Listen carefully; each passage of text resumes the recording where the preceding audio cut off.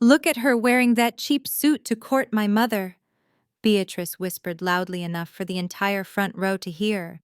She thinks if she dresses like a beggar, the judge will take pity on her. Beside her, my father Marcus adjusted his silk tie and let out a short, cruel laugh.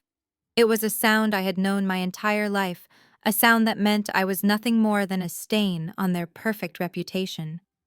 I kept my eyes forward, ignoring the burning sensation in my cheeks. I walked toward the defendant table, my sensible heels clicking against the hardwood floor. I could feel their eyes boring into my back. To them, I was Zara, the disappointment. The ugly duckling who refused to turn into a swan. The freelance accountant who barely scraped by while her brother Trey drove Porsches and ran the family business into the ground. But today they were the plaintiffs and I was the defendant. They were suing me for everything I was worth, claiming I had manipulated my grandfather into leaving me his fortune. They wanted to destroy me publicly and take back what they believed was their birthright. "All rise," the bailiff announced. Judge Sterling entered the room, his black robes flowing behind him. He was a man known for his zero-tolerance policy on nonsense and a gaze that could strip a liar naked in seconds. He sat down, arranged his papers, and looked over his spectacles at the courtroom. His eyes swept over my parents, who were preening in their expensive designer clothes, trying to look like grieving victims. Then his gaze landed on me. He froze. He took off his glasses, wiped them with a handkerchief, and put them back on. He leaned forward, squinting slightly, as if he could not believe what he was seeing. "Miss Washington," he asked, his voice losing its authoritative boom and dropping to a tone of genuine confusion. "You are the defendant." I looked him dead in the eye and slowly raised a single finger to my lips. "Shh." He sat back in his chair, a flicker of recognition passing through his eyes, followed immediately by a mask of professional neutrality. My parents missed the exchange, entirely too busy whispering to their shark of a lawyer to notice that the judge had just recognized their daughter not as a failed accountant, but as someone else entirely. Someone dangerous. They had no idea who I really was. And they had no idea that this war did not start in this courtroom. It started 2 weeks ago at the most humiliating funeral of the decade. My name is Zara Washington, and I am 32 years old. For my entire life, my family has treated me like the help while they spent money they did not earn and bragged about achievements they did not work for. But when my grandfather Elijah died, everything changed. Before I tell you how I brought down an entire dynasty with a single USB drive, let me know where you are watching from in the comments. Hit like and subscribe if you have ever been the black sheep who turned out to be the wolf. The air in the cathedral was thick with the scent of expensive lilies and even more expensive perfume. It was the kind of funeral that felt more like a networking event than a goodbye. My grandfather, Elijah Washington, had been a titan of industry, the founder of Washington Logistics, and a pillar of the black elite community in D.C. He was a man of honor, a man who built his empire with calloused hands and a sharp mind. But looking around the sanctuary, you would think he was a celebrity influencer. My mother Beatrice was holding court near the entrance, wearing a black dress that probably cost more than my car. She was dabbing at dry eyes with a lace handkerchief, accepting condolences with the grace of a queen. My father Marcus stood beside her, shaking hands with senators and CEOs, looking solemn and dignified. They were playing their parts perfectly, the grieving son and daughter-in-law, the heirs to the throne. I adjusted my glasses and walked toward the VIP entrance. I was not wearing designer labels. I was wearing a simple black suit I had bought off the rack 5 years ago. My hair was pulled back in a severe bun, and I wore no makeup. This was how I had survived my family for 3 decades. By being invisible. By being plain. By being everything they hated, so they would leave me alone. I reached for the velvet rope, intending to find a seat near the front. I wanted to be close to him one last time. Grandfather Elijah was the only person in this family who had ever looked at me and seen a human being. "Excuse me, where do you think you are going?" A hand shot out, blocking my path. It was Ashley, my sister-in-law. She was blonde, petite, and possessed a level of passive-aggressive toxicity that could peel paint off a wall. She had married my brother Trey 3 years ago and had immediately adopted my parents' attitude toward me with frightening enthusiasm. "I am going to sit down, Ashley," I said, my voice low. "It is my grandfather's funeral." Ashley let out a tinkling laugh that sounded like glass breaking. "Oh, sweetie, the VIP section is for family. You know, close family. The seating chart is very strict. We have senators here. We cannot just have anyone cluttering up the front rows." I stared at her. "I am his granddaughter." She tilted her head, looking me up and down with a sneer. "Technically, yes. But look at you. You look like you are here to cater the event, not mourn.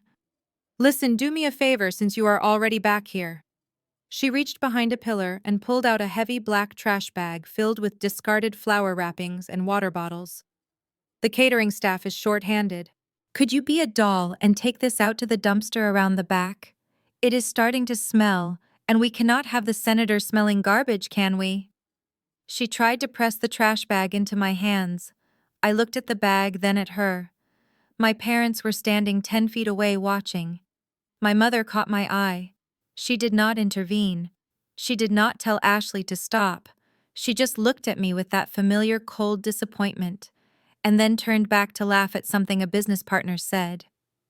They expected me to take it. They expected me to bow my head, take the trash, and walk away, because that is what I had always done. That is what Zara the doormat did. I took the bag. Ashley beamed a triumphant smile. "Thanks, babe. You are a lifesaver. Try to find a seat in the back balcony, okay? You will be able to see everything from there." I walked out the side door, the heavy bag cutting into my fingers. I did not take it to the dumpster. I walked to my beat-up sedan, popped the trunk, and threw the bag inside. Then I took a deep breath, smoothed my jacket, and walked back into the church. I did not go to the balcony. I walked to the very last row of the main floor and sat down next to the church custodian, a man named Mr. Henderson, who had known my grandfather for 40 years. He looked at me surprised. "Miss Zara, why are you back here?" I smiled a tight, small smile. "The view is better from here, Mr. Henderson. Besides, the air is cleaner." The service began. It was a spectacle. A choir sang gospel songs that rattled the stained glass windows. There were speeches from politicians and community leaders, all praising Elijah Washington for his generosity and his vision. Then it was time for the family eulogy. My brother Trey walked up to the pulpit. He was wearing a custom suit that fit him like a second skin.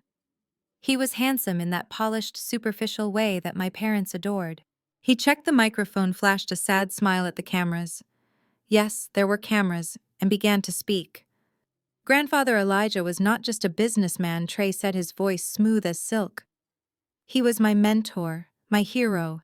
He taught me everything I know about leadership.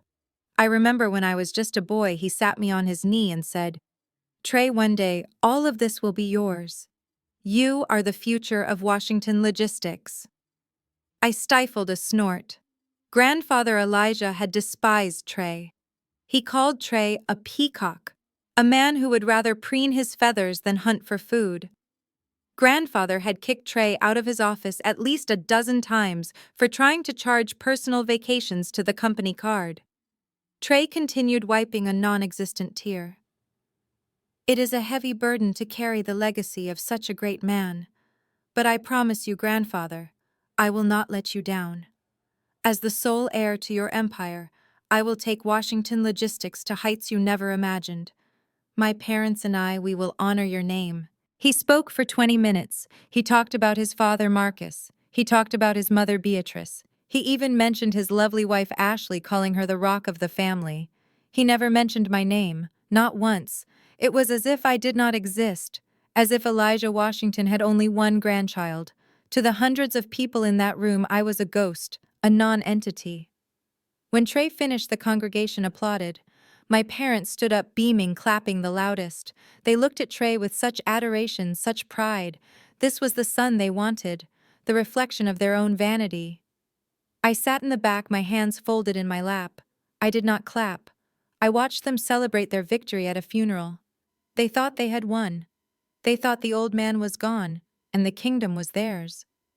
They had no idea that the old man had one last move, and they had no idea that the quiet mousy girl in the back row was the one holding the checkmate. After the service, the reception was held at the country club. I was not invited to the head table, of course.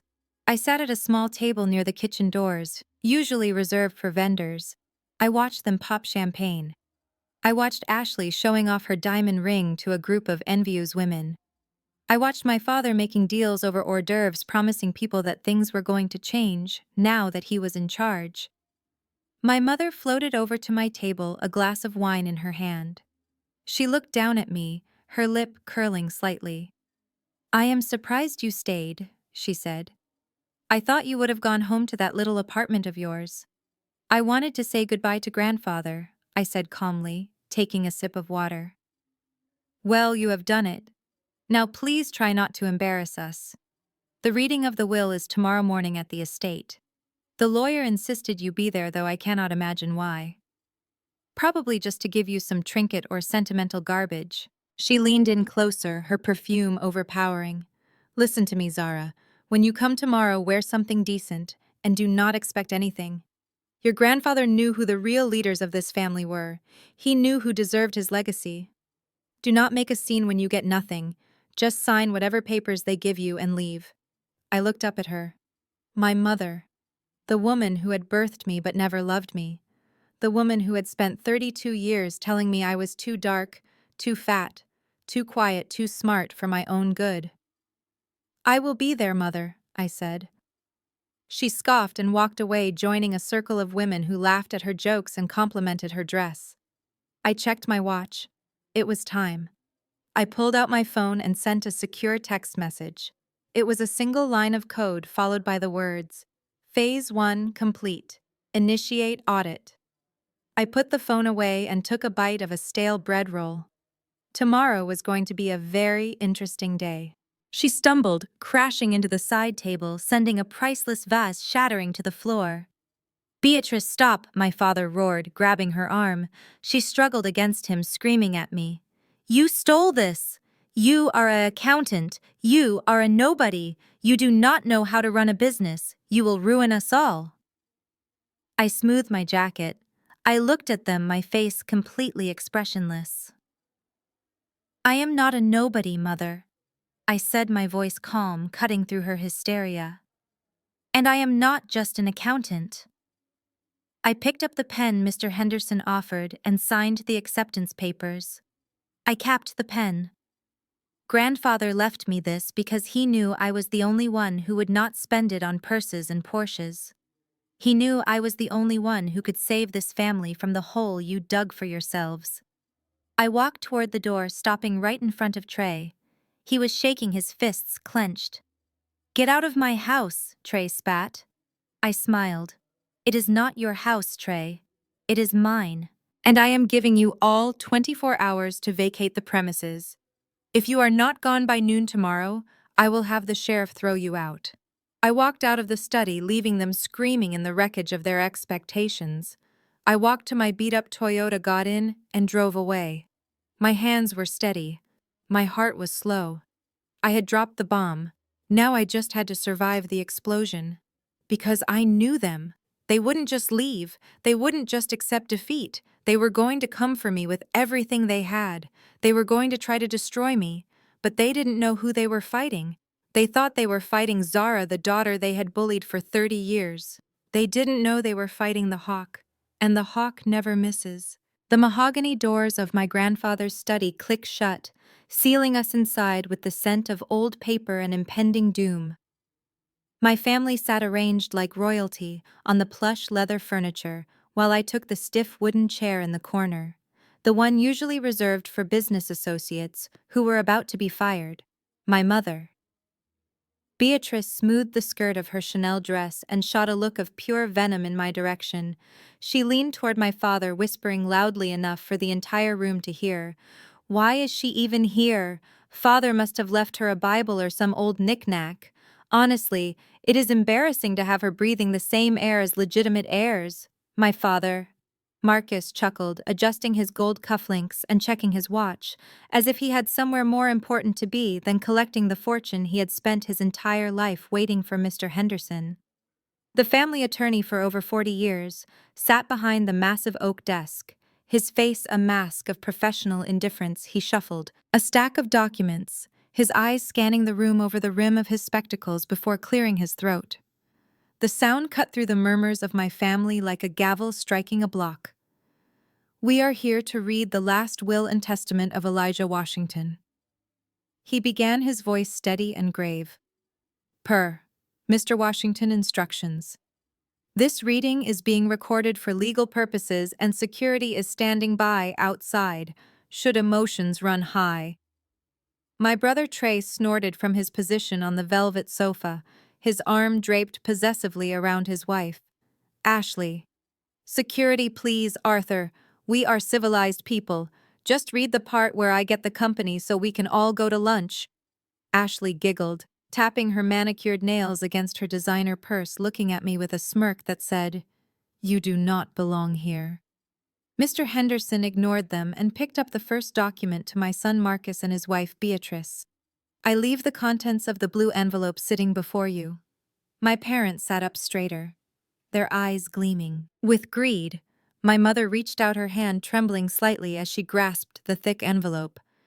"This is it," she breathed, tearing into the paper, expecting deeds or stock certificates. Instead, she pulled out a stack of invoices stapled together with a red cover sheet, her brow furrowed in confusion as she scanned the first page. "What is this?" "These are bills." Mr. Henderson nodded solemnly. "Correct. Those are the outstanding balances for your country club membership, which has not been paid in 6 months.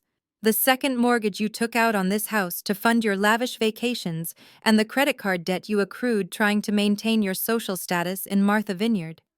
Elijah paid the interest on these for years to save the family name from scandal, but he leaves the principal debt to you. The total is approximately $4 million, and the banks have been instructed to call in the loans immediately upon his death." My father stood up so fast his chair tipped over. $4 million. This has to be a mistake. He loved us. He would not leave us with nothing. Mr. Henderson did not blink. He loved you enough to keep you out of bankruptcy while he was alive. Marcus, now he expects you to stand on your own 2 feet. Sit down. The room was silent, save for my mother's ragged breathing. She looked at the papers in her hands as if they were venomous snakes, dropping them onto the table with a whimper. I sat perfectly still, my face impassive, though inside I felt a cold satisfaction spreading through my veins. The first domino had fallen. Mr. Henderson turned his gaze to my brother, to my grandson Trey, whom I hoped would one day lead this family. I leave the contents of the manila envelope. Trey laughed nervously, a bead of sweat appearing on his forehead. All right. All right, the old man wanted to teach Mom and Dad a lesson. I get it. But I am the future CEO. Let's see the keys to the kingdom. He grabbed the envelope and ripped it open, pulling out a single thick document bound in a plastic folder. His smile vanished instantly as he read the title page, his face draining of all color, turning a sickly shade of gray. What the hell is this forensic audit of internal accounts? Mr. Henderson leaned forward, his voice dropping an octave, dangerous and low. That is the evidence of the $200,000 you embezzled from the company's shipping accounts over the last 18 months to pay for your gambling addiction and your mistresses. Elijah knew everything. Trey, he leaves you a choice. You can sign a confession today and agree to a payment plan, or that file goes directly to the district attorney office and you go to prison for fraud. Ashley let out a sharp cry, clutching Trey. Arm, is this true? Tell him it is not true. Trey looked like he was about to be sick. He crumpled the paper in his fist, throwing it across the room. This is insane. You are lying. The old man was senile. He did not know what he was doing. I am the CEO. I run this place. You are nothing but a thief, Mr. Henderson corrected calmly. And as of this morning, you are terminated for cause. Security has already escorted your assistant out of the building. My mother let out a shriek that sounded more animal than human.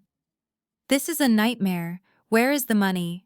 The assets, the shipping fleet, the real estate portfolio? Who gets it, if not us? Her eyes darted around the room, wild and desperate until they landed on me in the corner. Mr. Henderson turned his head slowly, following her gaze, all remaining assets including 100% controlling interest in Washington. Logistics, the real estate holdings, the investment portfolios and liquid assets, totaling approximately $85 million, are hereby bequeathed to my granddaughter Zara Washington to be held in a sole proprietorship trust under her exclusive control. The silence that followed was absolute, heavy enough to crush lungs for 10 seconds. Nobody breathed. Then the explosion happened. "You!" my mother screamed, the sound tearing from her throat as she lunged across the room. "You witch! You poisoned him! You manipulated a dying old man!" She flew at me, her nails aimed at my face, her eyes rolling back in pure, unadulterated rage. I did not flinch. I did not cower, as I had done 1,000 times in my childhood. I simply stood up and sidestepped her clumsy attack. She crashed into the chair I had been sitting in, stumbling to her knees, weeping and cursing, pulling at her own hair in a display of madness that would have been pitiable if she were anyone else. Trey grabbed a heavy crystal decanter from the side table and smashed it against the wall, shattering it into a million pieces, screaming obscenities about how I was a fraud, a nobody, a mousy little accountant who did not know the first thing about power. Ashley was sobbing in the corner, terrified not for me, but for her vanishing lifestyle. My father stood frozen, staring at me as if he was seeing me for the first time. Not as his disappointment, but as the person who now held his entire life in her hands. I walked past my mother, who was still on the floor screaming that I was a thief, and approached the desk. Mr. Henderson held out the pen, a simple black fountain pen that had belonged to my grandfather. I took it, my hand steady as a rock. "I am not a thief, Mother," I said, my voice cutting through their hysteria like a blade through silk. "And I am not just an accountant." I signed the documents with a flourish, the ink sealing their fate. "I am the new owner of this family." I continued, looking down at my mother, who was now clutching the hem of my pants, looking up with a mixture of hatred and begging terror. "And the first order of business is a complete forensic audit of every single transaction you people have made in the last 10 years. I know where the bodies are buried, because I am the one who knows how to dig." I turned to Trey, who was panting heavily, his chest heaving. "Trey, if there is so much as a paperclip missing from the office, when I arrive tomorrow, I will press charges so fast your head will spin and—" "Ashley, I suggest you return that lease on the Range Rover because the company card has just been canceled." My mother tried to grab my hand, her voice switching instantly from rage to a sickening, wheedling tone. "Zara, baby, wait. We are family. We can work this out. You need us to help you run things. You do not know this world." I pulled my hand away as if she were contagious. "I know this world better than you ever will," I said coldly, "because I actually work in it now. Get out of my house, all of you. You have 1 hour to vacate the premises before I have the security team remove you by force." I turned my back on them, facing Mr. Henderson, who gave me a rare nod of respect. Behind me, the sounds of weeping and cursing resumed, but they sounded distant now, fading into the background of my new reality. I had the power, I had the money, and most importantly, I had the truth, and I was just getting started. The summons arrived 3 days later, taped to the peeling paint of my apartment door like a scarlet letter. It was thick, heavy, and smelled of expensive legal stationery, the kind that costs $500 an hour just to draft. I did not need to open it to know what it said, but I did. Anyway, scanning the aggressive legal jargon until I found the name at the bottom. James Bradford. My heart did not race. It slowed down into a cold, rhythmic thud. Bradford was not just a lawyer, he was a weapon known in D.C. circles as the Shark. A white attorney who specialized in destroying the reputations of anyone foolish enough to stand in the way of his wealthy clients. My parents had clearly liquidated whatever assets they had left, or perhaps taken out. Yet another high-interest loan to hire him. They were betting everything on one final strike, hoping to crush me under the weight of legal fees and public humiliation before I could access the trust. The charges were laughable, yet terrifying. Elder abuse, undue influence, and fraud. They were claiming I had taken advantage of a senile old man, isolating him from his loving family to rewrite his will in my favor. They painted a picture of me as a predator, a failed desperation case who had leached onto her grandfather in his final days. But the legal assault was only the first front of their war. The second front opened on social media, and it was led by Ashley. My phone buzzed with a notification from a friend I had not spoken to in years, followed by another, and followed by another. Within an hour, my inbox was flooded. I opened TikTok, and there she was. My sister-in-law, her face perfectly illuminated by a ring light, tears glistening in her eyes that looked suspiciously like glycerin drops. "Hey guys," she began, her voice trembling with practiced vulnerability. "I do not usually do this, but I am just so heartbroken right now. You guys know my husband Trey and his family are like the pillars of our community, right? Well, his grandfather just passed away, and it has been a nightmare." She paused to dab at her eye with a tissue, making sure her diamond engagement ring caught the light. His sister Zara, she appeared out of nowhere. She has always been the black sheep, struggling with addiction and just bad choices. Years ago, she stole my mother-in-law's vintage pearl necklace just to buy drugs. We forgave her because that is what families do. But now she has manipulated our grandfather into cutting everyone out. She threw my husband and his parents out of their own home. The day after the funeral, I watched the video, my face expressionless. The likes were climbing by the thousands. The comments section was a cesspool of sympathy for Ashley and vitriol for me. People who did not know me were calling me a monster, a junkie, a gold digger. I remembered those pearls vividly. I was 19 years old, and my tuition for the spring semester was due. My parents had promised to pay it, then spent the money on a trip to St. Bart's instead, leaving me with a hold on my registration and an eviction notice from my dorm. I had taken the pearls. Yes, but they were not vintage. They were costume jewelry my mother had bought at a department store sale. I pawned them for $200 to buy textbooks and ramen noodles. I never touched drugs in my life. I was too busy working 3 jobs to afford a caffeine addiction, let alone narcotics. But the truth did not matter on the internet. The narrative did, and Ashley was spinning a masterpiece. She posted photos of my current apartment, building a rundown brick box in a bad neighborhood with the caption, "This is where she lives. Imagine dragging a 90-year-old man here to sign papers." It is elder abuse, plain and simple. I looked around my living room. It was indeed shabby. The walls were thin enough to hear the neighbors arguing, the carpet was stained from 3 tenants ago, and the furniture was a collection of mismatched thrift store finds to the outside world. This was the home of a failure, a woman who could not make ends meet, a freelance accountant scraping by on tax returns for minimum wage workers. That was exactly what I wanted them to think.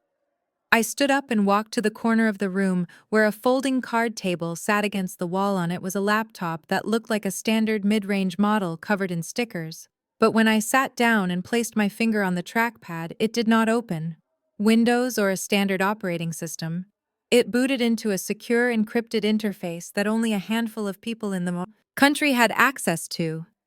I typed in a 64-character password, and the screen hummed to life, filling with cascades of data streams, financial matrices, and surveillance logs.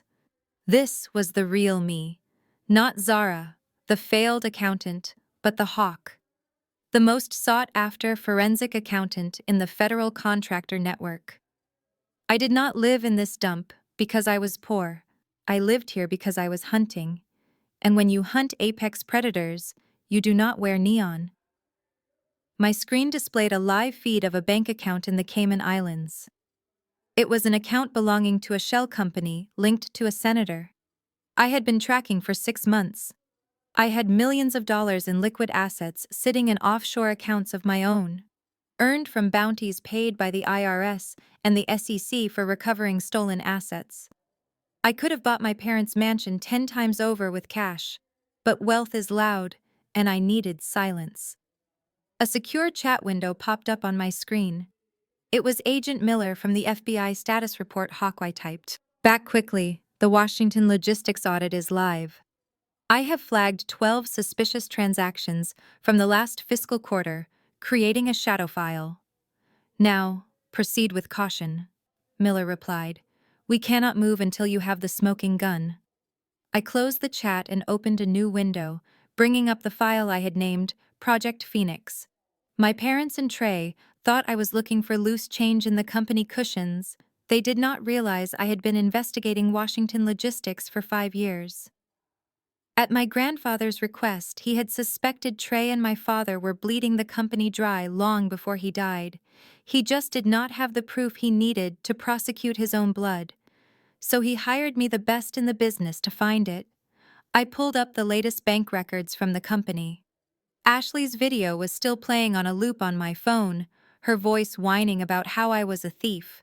I looked at the screen in front of me, at a credit card statement for Ashley Washington, paid for by the company charity. Fund meant for underprivileged scholarships. Hermes Birkin bag $12,000, Four Seasons Maui, $15,000. Private jet charter. Miami, $22,000. She was calling me a thief while wearing stolen money on her wrist. I did not feel anger anymore. I felt the cold, clinical detachment of a surgeon preparing to cut. I downloaded Ashley's TikTok video and saved it into a folder labeled Evidence Exhibit D Defamation and Character Assassination. Then I opened the file on my father, Marcus Washington. He had been moving money through a dummy vendor account for 3 years, siphoning off maintenance budgets for the shipping fleet. It was sloppy work, the kind of white-collar crime committed by a man who thinks he is untouchable because of his last name. He had left a digital trail so wide I could drive a truck through it. And Trey, my golden child brother, he was the worst of them all. His gambling debts were not just in Vegas. He owed money to loan sharks in Atlantic City, and he had been using company payroll to create ghost employees, channeling their salaries into a crypto wallet. I traced the IP address of the wallet. It was logged in on his iPhone, the same iPhone he was probably using right now to like Ashley's slanderous video. I leaned back in my creaking office chair, the springs groaning in the silence of the apartment. They thought they were suing a helpless woman.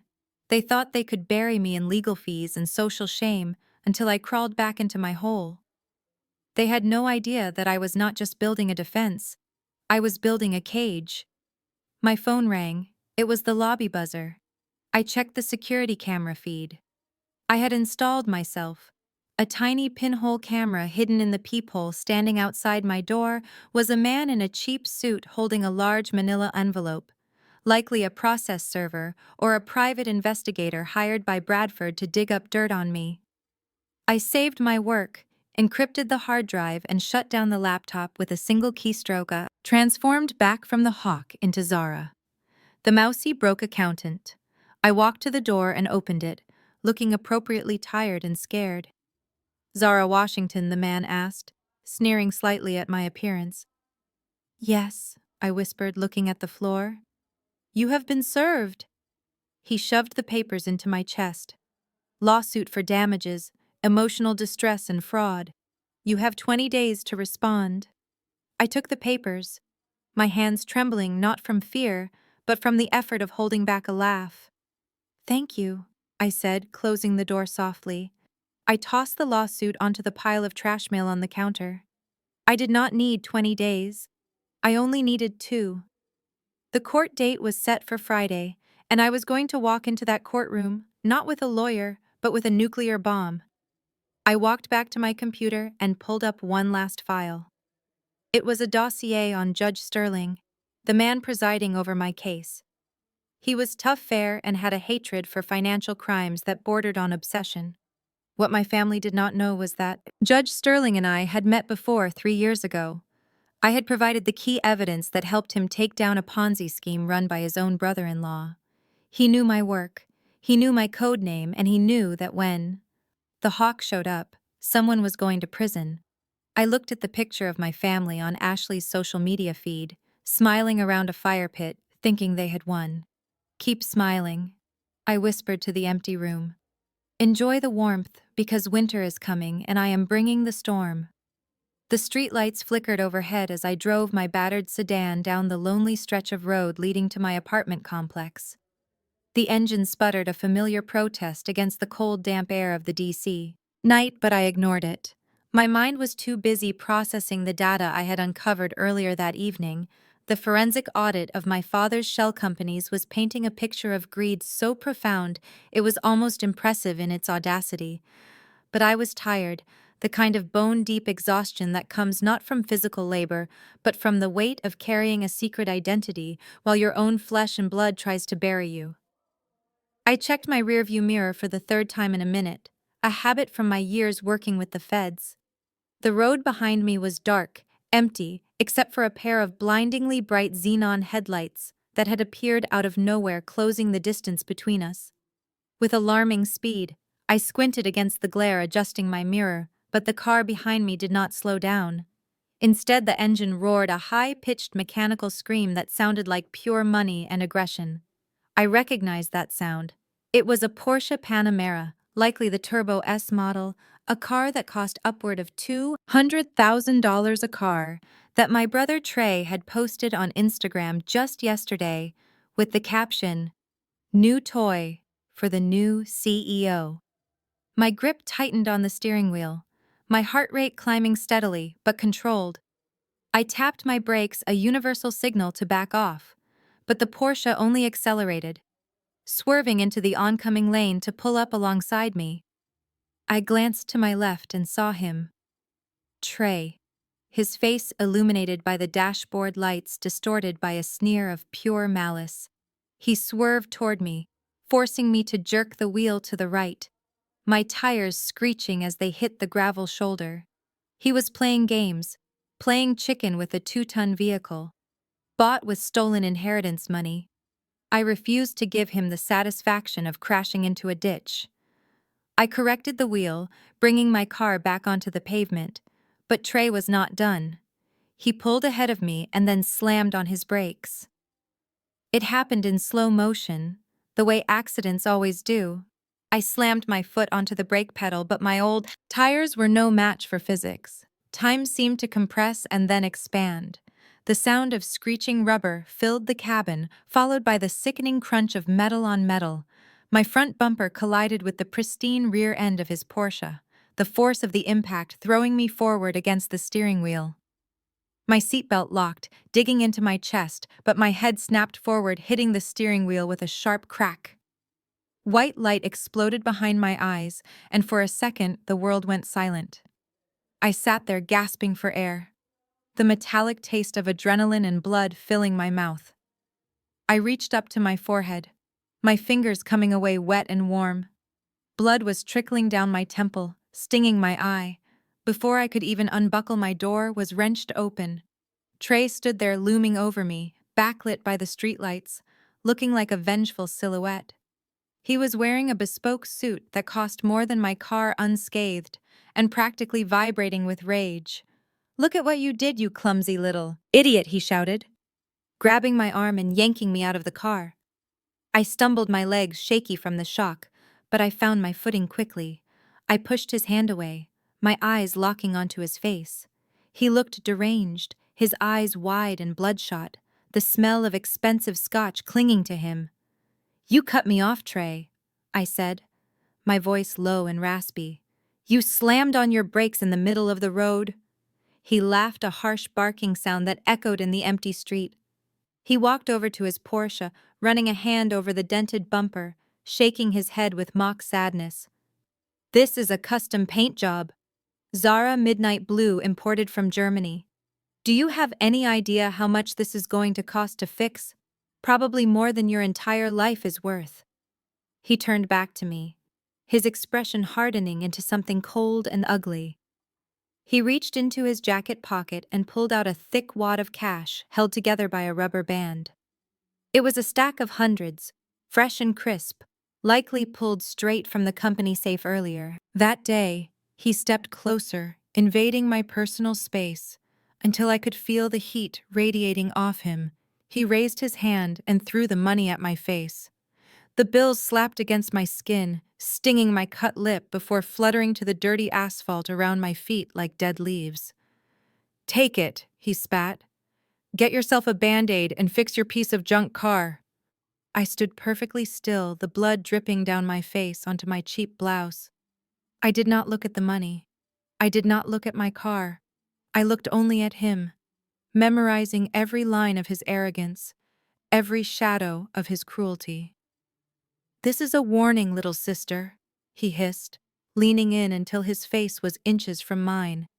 "You think you can play with the big boys? You think you can just waltz in and take what is mine? That lawsuit is a joke. You are a joke. Drop the claim, withdraw your petition for the trust, and disappear back into whatever hole you crawled out of." He paused, letting the threat hang in the air, heavy and suffocating. "If you do not, if I see your face in court on Friday, next time I will not hit the brakes. Next time I will put you in the hospital, for real. Do you understand me?" I looked at him. The brother I had once followed around the playground, hoping he would let me play tag. The brother who had watched me struggle for years while he lived like a king on money he did not earn. He thought he was terrifying. He thought he was displaying power. But all I saw was a desperate man, a criminal who had just handed the prosecution the final nail for his coffin. I did not bend down to pick up the money. I did not wipe the blood from my face. I just stared at him, my eyes cold and unblinking. Trey mistook my silence for fear. He smirked, adjusting his cuffs, satisfied with his performance. "Smart girl," he said. "Keep the change. Buy yourself a clue." He turned on his heel and walked back to his Porsche, stepping on the scattered bills. Without a second glance, he slid into the driver's seat and the engine roared to life with a squeal of tires. He peeled away, leaving me standing alone on the side of the road in the dark, surrounded by broken glass and scattered cash. I waited until his taillights disappeared around the bend. Then I let out a long, slow breath. I reached into my pocket and pulled out my phone, tapping the app connected to my car's dashboard camera system. It was a military-grade wide-angle lens, hidden seamlessly in the casing of my rearview mirror, equipped with night vision and cloud backup recording. Continuously, I opened the video file, checking the timestamp. The footage was crystal clear. The swerve, the brake check, the impact. Trey dragging me out of the car, the wad of cash hitting my face, the threat, every word recorded in high-definition audio. Next time I will not hit the brakes. I saved the clip to 3 different secure servers and emailed a copy directly to my contact at the FBI. I looked down at the money on the ground. Evidence, attempted bribery assault, intimidation. I took a photo of the scene, ensuring the scattered bills and my blood on the pavement were visible. I touched the cut on my forehead, wincing slightly. It would need stitches, which was perfect. A documented medical report would only strengthen the case against him. "You just made the biggest mistake of your life, Trey," I whispered to the empty road, my voice steady and devoid of fear. He thought he had just intimidated a helpless woman. He did not realize he had just handed the hawk the weapon she needed to hunt him down. I got back into my car, ignoring the dented hood and the rattling engine. I had work to do, and Friday was coming fast. The notification hit my phone at 8 in the morning just as I was stitching the cut on my forehead with a butterfly bandage. The screen flashed red with a message from the bank, alerting me that the Zara Washington Trust account had been frozen. Per a court order issued by Judge Sterling, pending the hearing, I stared at the screen and let out a dry, humorless laugh. Bradford was good. I had to give him that. He had moved faster than I anticipated, filing an emergency injunction claiming that I was a flight risk and likely to dissipate the assets before the trial could conclude. My parents probably thought this was the kill shot. They assumed I was destitute, living paycheck to paycheck on tax returns and ramen noodles. They believed that by cutting off my access to grandfather's money, they would starve me into submission, forcing me to crawl back to them and beg for a settlement. They did not know that my operational expenses were funded by a black budget account in Switzerland, one that had grown fat from a recent bounty I collected for exposing a Medicare fraud ring in Florida. I could buy this entire city block without touching a dime of grandfather's money. But I let them believe the lie. Silence is a weapon, and I was reloading. I sat at my small kitchen table, sipping black coffee, waiting for the next shoe to drop. It did not take long. Barely an hour later, the sound of a key turning in my lock made me freeze. I had not changed the locks yet, a calculated risk I had taken to see just how far they would go. The door swung open and my mother Beatrice strode in, wearing a cream-colored trench coat and oversized sunglasses, looking like she had taken a wrong turn on her way to a charity gala. My father Marcus followed close behind, holding a large cardboard box. They did not knock. They did not ask if I was home. They simply invaded my space with the entitlement of people who believed they owned the world and everyone in it. "Start in the bedroom," my mother commanded, pointing a manicured finger down the hall. "Find the journals, find the letters, anything that proves she coerced him." My father nodded and marched past me, bumping my shoulder hard enough to spill my coffee. He did not apologize. He did not even look at me. It was as if I were a piece of furniture, an inconvenient obstacle in his path. "Excuse me," I said, standing up and setting my mug down with a deliberate clack. "What do you think you are doing? This is my apartment." My mother turned to me slowly, lowering her sunglasses to reveal eyes cold with contempt. "This is a crime scene, Zara. We know you have evidence here. We know you have the pills you used to drug him and the fake letters you forged. We are just doing the police a favor by collecting them before you can destroy them. You have no right to be here," I said, my voice steady. "Get out before I call the cops." "Call them!" my father shouted from the bedroom. "We are the executors of the estate until the court says otherwise, which means we have a right to secure family property, and since you are living in squalor, we have to assume anything of value here was stolen from my father." He began pulling drawers out of my dresser, dumping my clothes onto the floor. Cheap t-shirts and worn-out jeans piled up like rags. He kicked through them with his expensive loafers, looking for something that did not exist. My mother walked into the living room. Her nose wrinkled in disgust. She picked up a ceramic bowl from the thrift store, looked at the chip on the rim, and dropped it onto the floor. It shattered into pieces. "Oops," she said. Deadpan. "Look at this place, Zara. It smells like poverty and desperation. I always knew you would end up like this.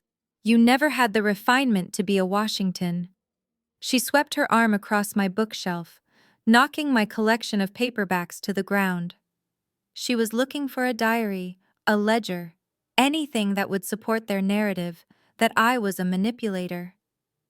I stood by the kitchen counter and watched them. I did not scream. I did not fight.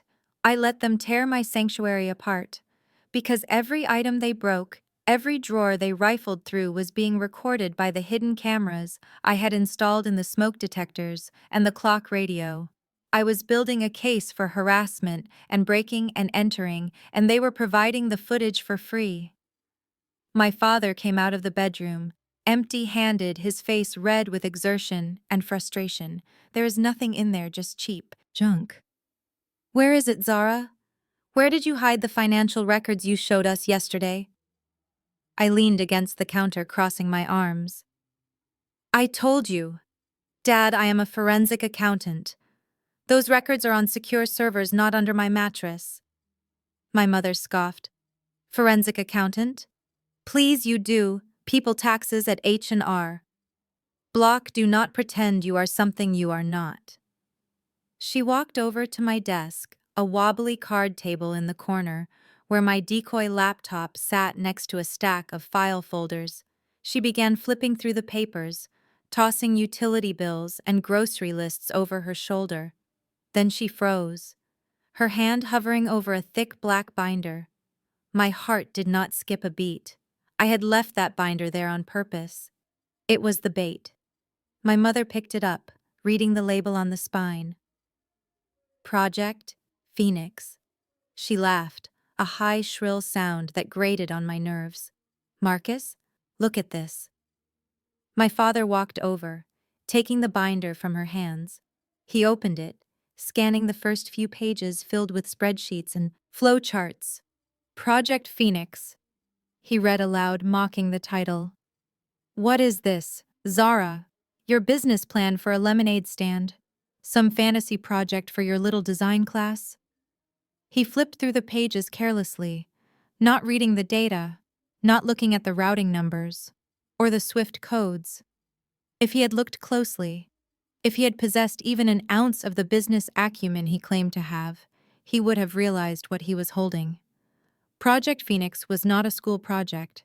It was the master file of the investigation I had conducted into the Washington Logistics Charity Fund, the fund my mother managed, the fund that was supposed to provide scholarships for underprivileged youth in D.C. The spreadsheets he was laughing at detailed 5 years of systematic embezzlement. They showed how $5 million had been siphoned out of the charity and funneled into shell companies owned by Beatrice and Marcus Washington. They showed the wire transfers used to pay for Ashley, his designer wardrobe, Trey his Porsche, and the mortgage on the vacation home in the Hamptons. That binder was a roadmap to federal prison, and my father was holding it like it was a joke. This is pathetic, my mother sneered, looking over his shoulder. Look at these charts. She is playing pretend Marcus. She thinks she is running a company. She is delusional. My father closed the binder with a snap and tossed it onto the pile of trash on the floor. It landed with a thud next to my broken ceramic bowl. Leave it, he said, wiping his hands on his pants as if touching my work had dirtied him. There is nothing here, just the scribblings of a failed girl playing boss. Let us go.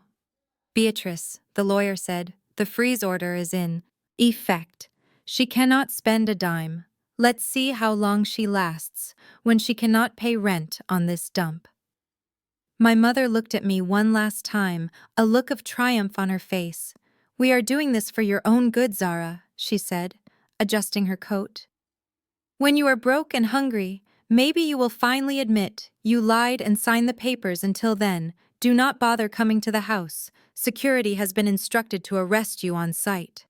They walked out, leaving the door wide open behind them, leaving my apartment in shambles, clothes scattered, books, torn furniture overturned. They left thinking they had stripped me of my dignity, thinking they had found nothing but evidence of my failure. I waited until I heard their car drive away. Then I walked over to the pile of debris on the floor. I picked up the black binder, dusting off the cover. Project Phoenix. I opened it to page 52, where a highlighted transaction showed a wire transfer of $50,000 from the charity fund to a jeweler in Paris. The memo line read scholarship distribution, but the receipt attached to the digital file was for a diamond tennis bracelet, the same bracelet my mother was wearing right now. You should have read the book.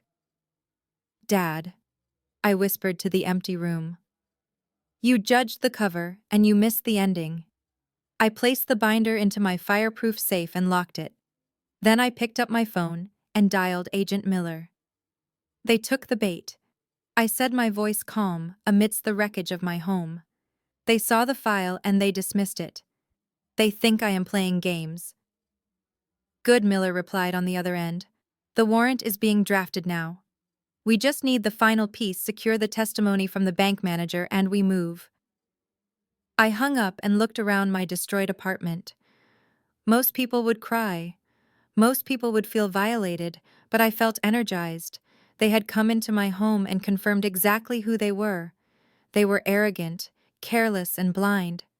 They saw only what they wanted to see. A poor, helpless girl. They did not see the predator waiting in the grass.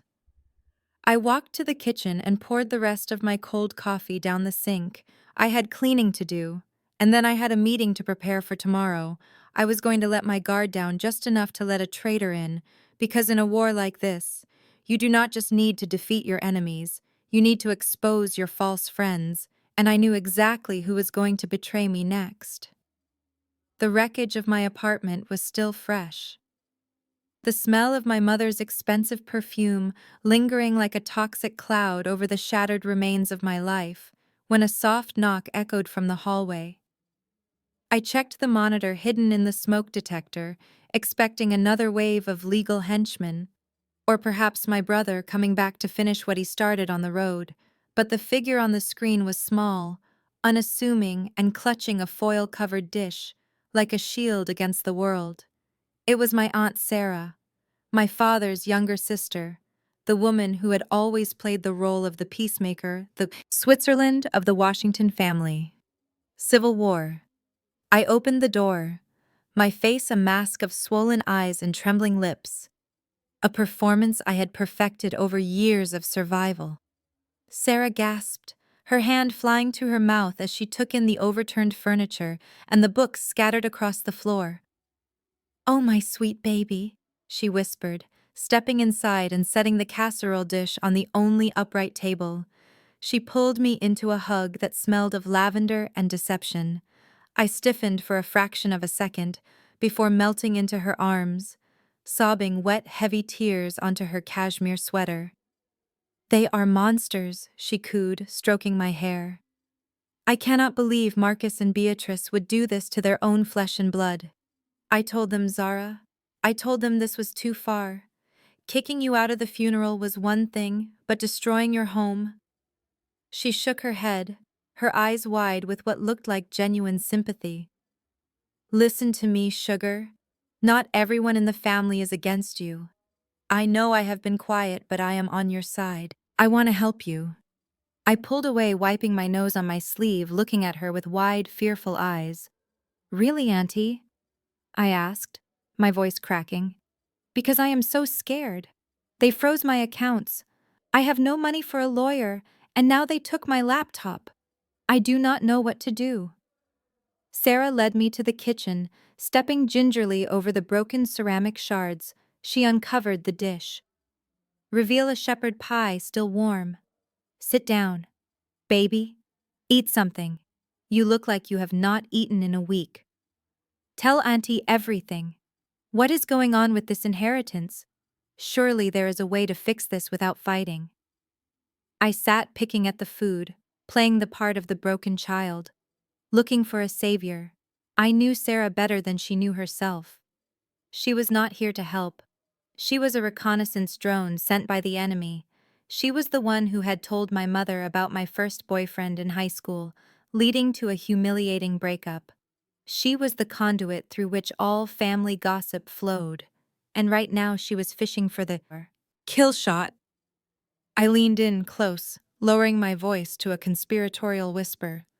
"Auntie, I made a mistake. A huge mistake." Sarah's ears practically twitched. She leaned in, mirroring my posture, her face a picture of concern. "Tell me, honey, whatever it is, we can fix it?" I looked around the room as if checking for bugs, before gripping her hand tightly. "It is not just the trust fund," I said, tears spilling over again before grandfather died. "I was panicking about money, so I did something stupid. I have been taking cash payments from my accounting clients under the table. Lots of cash. I never reported it to the IRS. I have about $50,000 hidden in a safety deposit box, under a fake name if Mom and Dad find out, or if their lawyers dig too deep and call the IRS. I will go to jail for tax evasion. I hid the key in the bathroom vent, but I am terrified they will find it when they come back." Zara squeezed my hand, her eyes gleaming, not with sympathy, but with the thrill of discovered ammunition. "Oh, poor thing, that is serious. Very serious. Tax evasion is a felony, sugar. But do not. You worry. Your secret is safe with me. I will not let them hurt you." She stayed for another 20 minutes, feeding me platitudes and shepherd pie, her eyes darting around the apartment, cataloging the damage, likely estimating how much longer I could last. Before breaking completely when she finally stood to leave, she hugged me again tighter this time, promising to talk to my father to try and reason with him. I watched her walk down the hallway from my door, and the moment she turned the corner, I rushed back to my command center. I pulled up the audio feed from the bug I had slipped into her purse while she was hugging me goodbye. The connection crackled to life, and I heard the sound of a car door slamming, followed by the beep of a call connecting Beatrice. Pick up, you will not believe what the little rat just told me." Sarah's voice was breathless with excitement, entirely devoid of the warmth she had shown me moments ago. There was a pause. Then my mother's voice, tinny but distinct. "What is it? Sarah, did she agree to sign?" "Better!" Sarah laughed. She confessed. Beatrice, she confessed to federal crimes. She has 50,000 in undeclared cash hidden in a box. She has been dodging taxes for years. That is why she lives in that dump. She is a tax cheat. If we tip off the authorities, the IRS will freeze her assets, seize the trust as proceeds of crime, and throw her in prison. We do not even need to win the civil suit. The government will do the work for us. My mother's laugh was a sharp bark of triumph. "Call the tip line." "Sarah, do it now." Anonymously say, "You are a concerned client." Then call Bradford. Tell him to update the filing with criminal misconduct. We have her. I stopped the recording and saved the file, naming it the Judas Protocol. I leaned back against the wall, a cold smile touching my lips. They were so predictable, so hungry for my destruction, that they did not stop to think why I would hand them a loaded gun. They did not know that the safety deposit box did exist, but it did not contain cash. It contained a decoy ledger I had created months ago, a ledger that detailed fake transactions linked to a shell company that listed my brother Trey as the silent partner. I was not hiding tax evasion. I was planting a landmine, and Aunt Sarah had just pulled the pin. I spent the rest of the night cleaning the apartment, not because I wanted it tidy, but because I needed a clear stage for the performance that was coming. I knew the timeline. The IRS and the local economic crimes unit did not move slowly when they received a tip about cash hoarding, especially when that tip came from a credible source, like a family member, claiming to have inside knowledge. At 6 in the morning, the banging started. It was not the polite knock of a visitor, it was the rhythmic, authoritarian pounding of law enforcement. "Open up, police search warrant." I was ready. I was wearing my most worn-out pajamas, my hair messy, my face devoid of makeup. I opened the door to a wall of uniforms. Behind them stood two men in suits, detectives from the Financial Crimes Division. Zara, Washington. One of them asked, flashing a badge. "Yes," I squeaked, clutching my robe. "We have a warrant to search these premises and your person for evidence of tax fraud and money laundering. Step aside." They swarmed the apartment, turning over the few things my parents had left intact.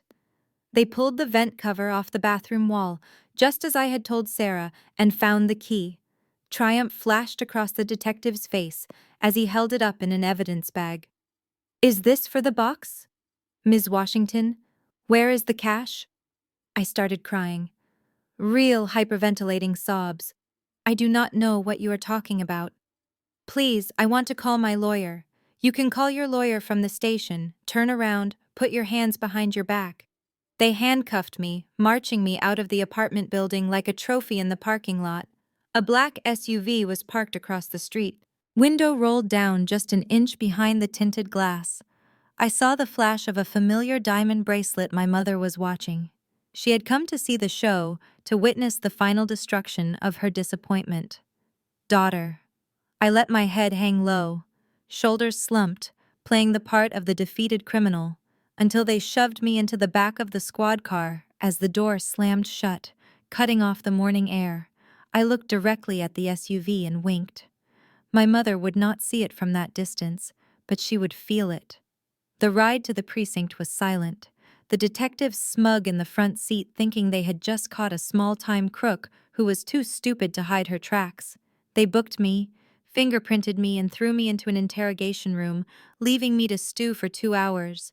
It was all part of the game. They wanted me to sweat to crack to offer a plea deal before my lawyer arrived. But I did not need a lawyer. I needed the truth to finish its lap around the track. The door opened and a senior officer walked in. He looked tired, holding a file folder that I recognized. It was the report on the contents of the safety deposit box. They had raided the bank immediately after arresting me. Efficient. He threw the file onto the table and sat down, staring at me with a mixture of confusion and irritation. We opened the box. "Ms. Washington," he said, his voice flat. There was no cash? I looked up. My eyes dry now, the act dropping like a heavy coat. "Really?" I asked, my voice steady, cool, and professional. "That is strange. My aunt seemed so sure." The officer narrowed his eyes. There was a ledger inside, a ledger detailing payments to offshore gambling sites and crypto wallets. "But the names on the accounts are not yours. They belong to a Trey Washington and a Marcus Washington. Care to explain why you have the financial records of your father and brother in a hidden box?" I leaned forward, the handcuffs clinking against the metal table. "I was holding them for safekeeping, officer," I said, "because when I tried to show them to the board of directors, my brother tried to run me off the road. I figured the safest place for evidence of embezzlement was in a bank vault waiting for the police to find it." The officer's face went slack. He realized in that second that he had been played, that the anonymous tip had been a setup, not to catch a tax cheat, but to force the police to execute a search warrant that would uncover evidence against the very people who called it in. "I suggest you call the FBI," I said, leaning back in my chair. "Tell them to speak to Agent Miller. Tell him the hawk has been detained and she is ready to talk." The officer stood up slowly, picking up the file with a new reverence. He did not know who the hawk was, but he knew the tone of someone who outranked him. He walked out of the room, leaving the door slightly ajar. I waited, listening to the chaos erupting in the bullpen. Phones, ringing voices, shouting names, being run through federal databases. My mother thought she had sent me to prison. She did not realize she had just used the police force to authenticate the evidence that would put her son behind bars. I closed my eyes and smiled. The betrayal was complete. Zara had played her part perfectly, and now the real game could begin. Here is the continuation of the script, following the established style and narrative arc. The metal chair was cold against my back, leaching the warmth from my body, while the two junior detectives played their game of bad cop and worse cop, trying to wring a confession out of a stone. They had been grilling me for an hour about the imaginary cash, asking where I had fenced the family silver, asking if I was addicted to gambling, like my brother. Though they did not know it was him. They were describing. They leaned in close, their breath smelling of stale coffee and intimidation. Tactics that might have worked on a scared shoplifter, but were laughable to someone who had interrogated warlords regarding blood diamond finances. I sat in silence, my hands folded on the table, staring at the two-way mirror to my left. I knew they were behind it. My parents, Marcus and Beatrice, watching with glee.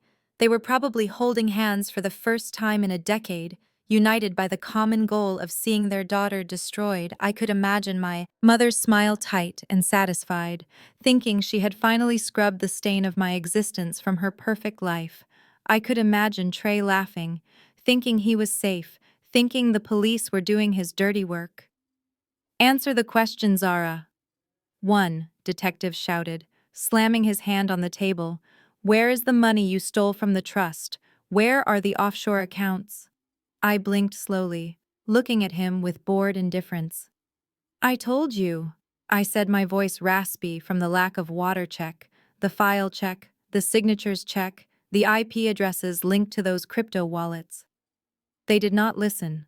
They never listen. When they think they have an easy caller, they were too busy high-fiving themselves mentally for catching the big bad wolf to realize they were holding a grenade with the pin pulled. Suddenly the heavy steel door swung open with a force that banged it against the wall. The room went silent. The two detectives jumped, spinning around, ready to bark at whoever had interrupted their session, but the words died in their throats when they saw who it was.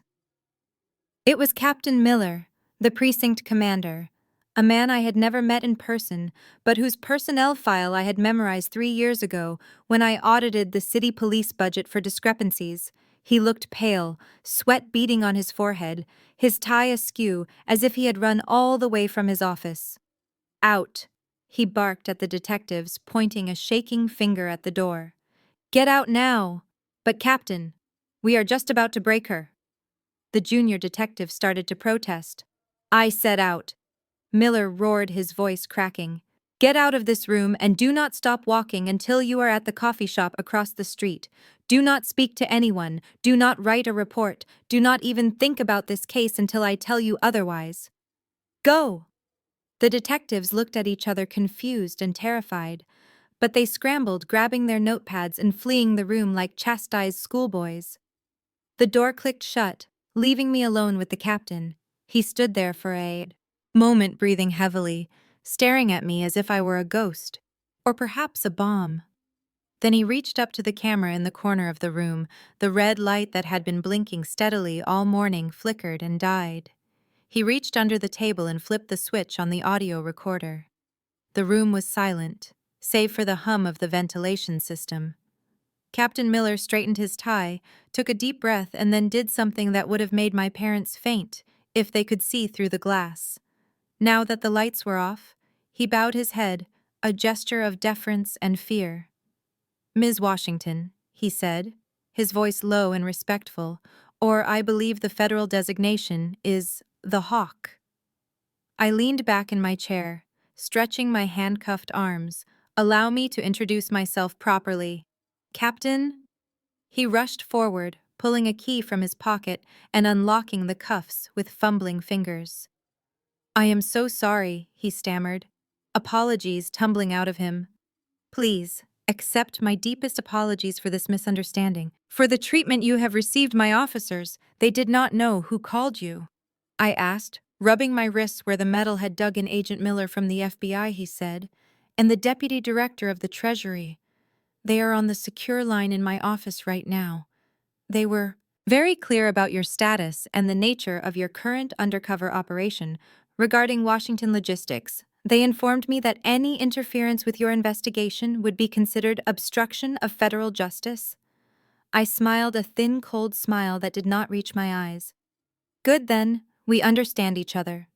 Completely, the captain said, handing me a bottle of water from his own pocket. Please tell me what you need. Do you want us to hold the family on false reporting charges? Do you want us to process the evidence regarding the embezzlement?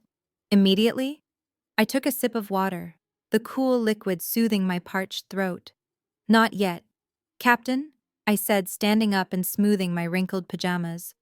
I need to walk out of here, not as a federal asset, but as a woman who just beat the system.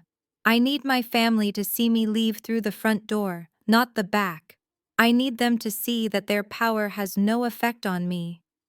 Of course, he said, moving to open the door for me. Your personal effects have already been retrieved. Your phone, your laptop, everything is at the front desk. I will escort you out personally. We walked out of the interrogation room and into the bustling bullpen. The mood in the station had shifted. The officers who had sneered at me earlier now looked at their captain, escorting me with confusion and wariness. They sensed the shift in power, even if they did not understand the source. As we approached the lobby, I saw them, my welcoming committee. My mother was sitting on a bench checking her makeup in a compact mirror, looking bored. My father was pacing, thumbing through messages on his phone.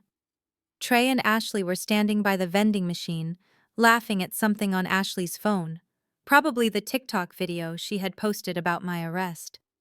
They looked up as the double doors swung open, expecting to see me being led away in shackles or perhaps staying overnight in a holding cell, expecting to see me broken, crying, begging for their help to make it stop.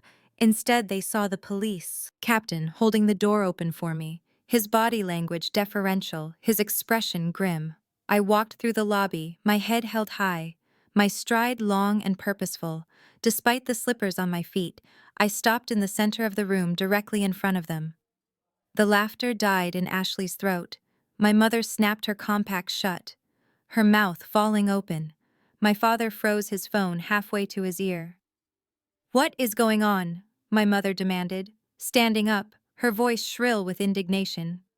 "Why is she not in a cell?" she confessed. "Sarah said she confessed to tax fraud. Arrest her." Captain Miller stepped forward, placing himself between me and my family. "Mrs. Washington," he said, his voice icy and authoritative, "be very careful what you say. Next, filing a false police report is a serious crime. And wasting police resources on a vendetta is something I take personally. Your daughter has been cleared of all suspicion. The evidence you provided was misleading. At best, misleading." Trey sputtered, stepping forward, his face red. "But we gave you the tip. The cash box." "The box contained evidence of embezzlement," Captain Miller said, cutting him off. "Evidence that implicates certain members of the Washington family in a scheme to defraud investors and charities. That evidence is now being processed by the appropriate federal agencies. I suggest you contact your lawyers." Trey turned pale, his eyes darting to me with a dawning horror. He realized then that the trap he thought he had sprung on me had actually snapped around his own neck. My father looked at the captain, then at me, his face a mask of confusion. "But she is broke. She is a nobody. How did she do this? Who paid you off?" Captain Miller's hand dropped to his belt near his badge. "Watch your tone. Sir, Ms. Washington is free to go, and I would advise you to stay away from her unless you want to be arrested for harassment. Right here in the lobby." I stepped forward, closing the distance between myself and my mother. She flinched, actually stepping back as if I were going to hit her, but I did not raise a hand. I just looked at her deep into her eyes, searching for any trace of the mother I had yearned for as a child. The mother who might have loved me if I had been prettier or smarter or more like her. I found nothing, just fear and vanity, and a hollow, empty greed. "You rolled your eyes at me in the courtroom," I said, my voice soft, but carrying in the silent lobby.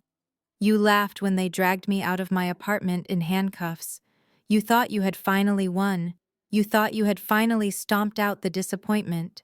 I leaned in closer, my voice dropping to a whisper, meant only for them. "You just threw away the last lifeline you had. I was going to give you a chance. I was going to let you walk away with your dignity. If you just admitted what you did. But you had to go for the kill. You had to try to put me in a cage." I straightened up, looking at Trey, at Ashley, at my father. "You wanted a war. Well, you got one, but you forgot one thing: you are fighting for money. I am fighting for the truth, and the truth is you are already dead. You just haven't fallen over yet." I turned my back on them, on their shocked faces and their open mouths. I walked toward the exit, the automatic doors sliding open to reveal the bright, harsh light of the afternoon sun. "Wait, Zara, wait!" My father called out, his voice cracking with desperation. I did not stop. I walked out of the police station and down the concrete steps into the freedom of the city. I pulled my phone from my pocket and dialed a number. "It is done," I said into the receiver. "Initiate Phase 3.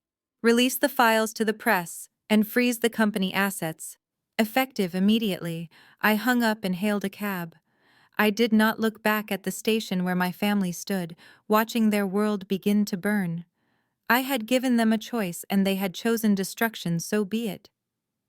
The heavy oak doors of the courtroom seemed to seal the air inside, creating a vacuum of tension and expensive cologne. Judge Sterling sat high on the bench, his face a mask of impartial gravity.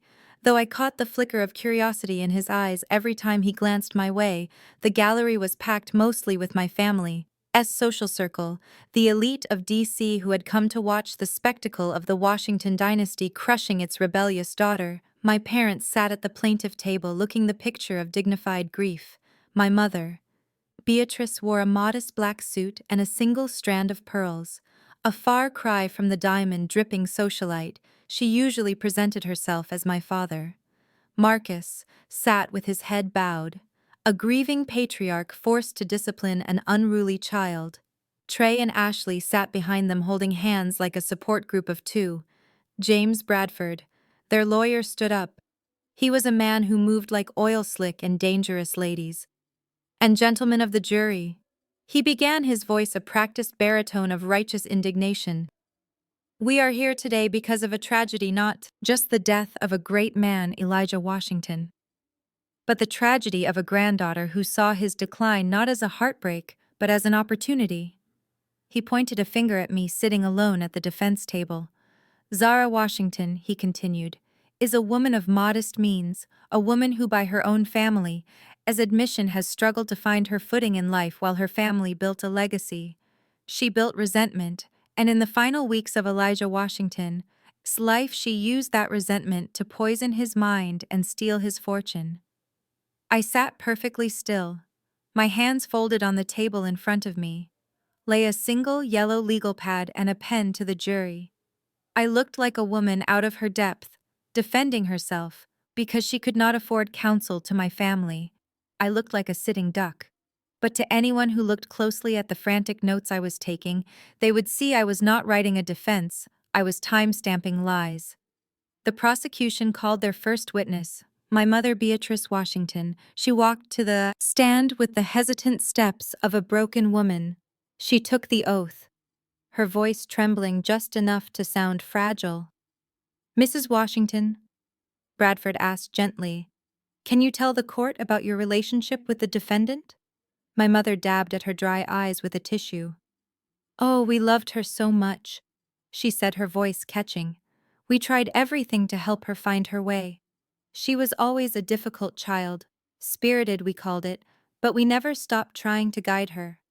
I remember spending hours reading to her at night, braiding her hair, trying to make her feel beautiful, even when she felt plain. I wrote down the time on my pad. 10:14 a.m. Lie number 1. My mother had never braided my hair. She had hired nannies to deal with me because she said my hair was too difficult and my skin was too dark compared to hers.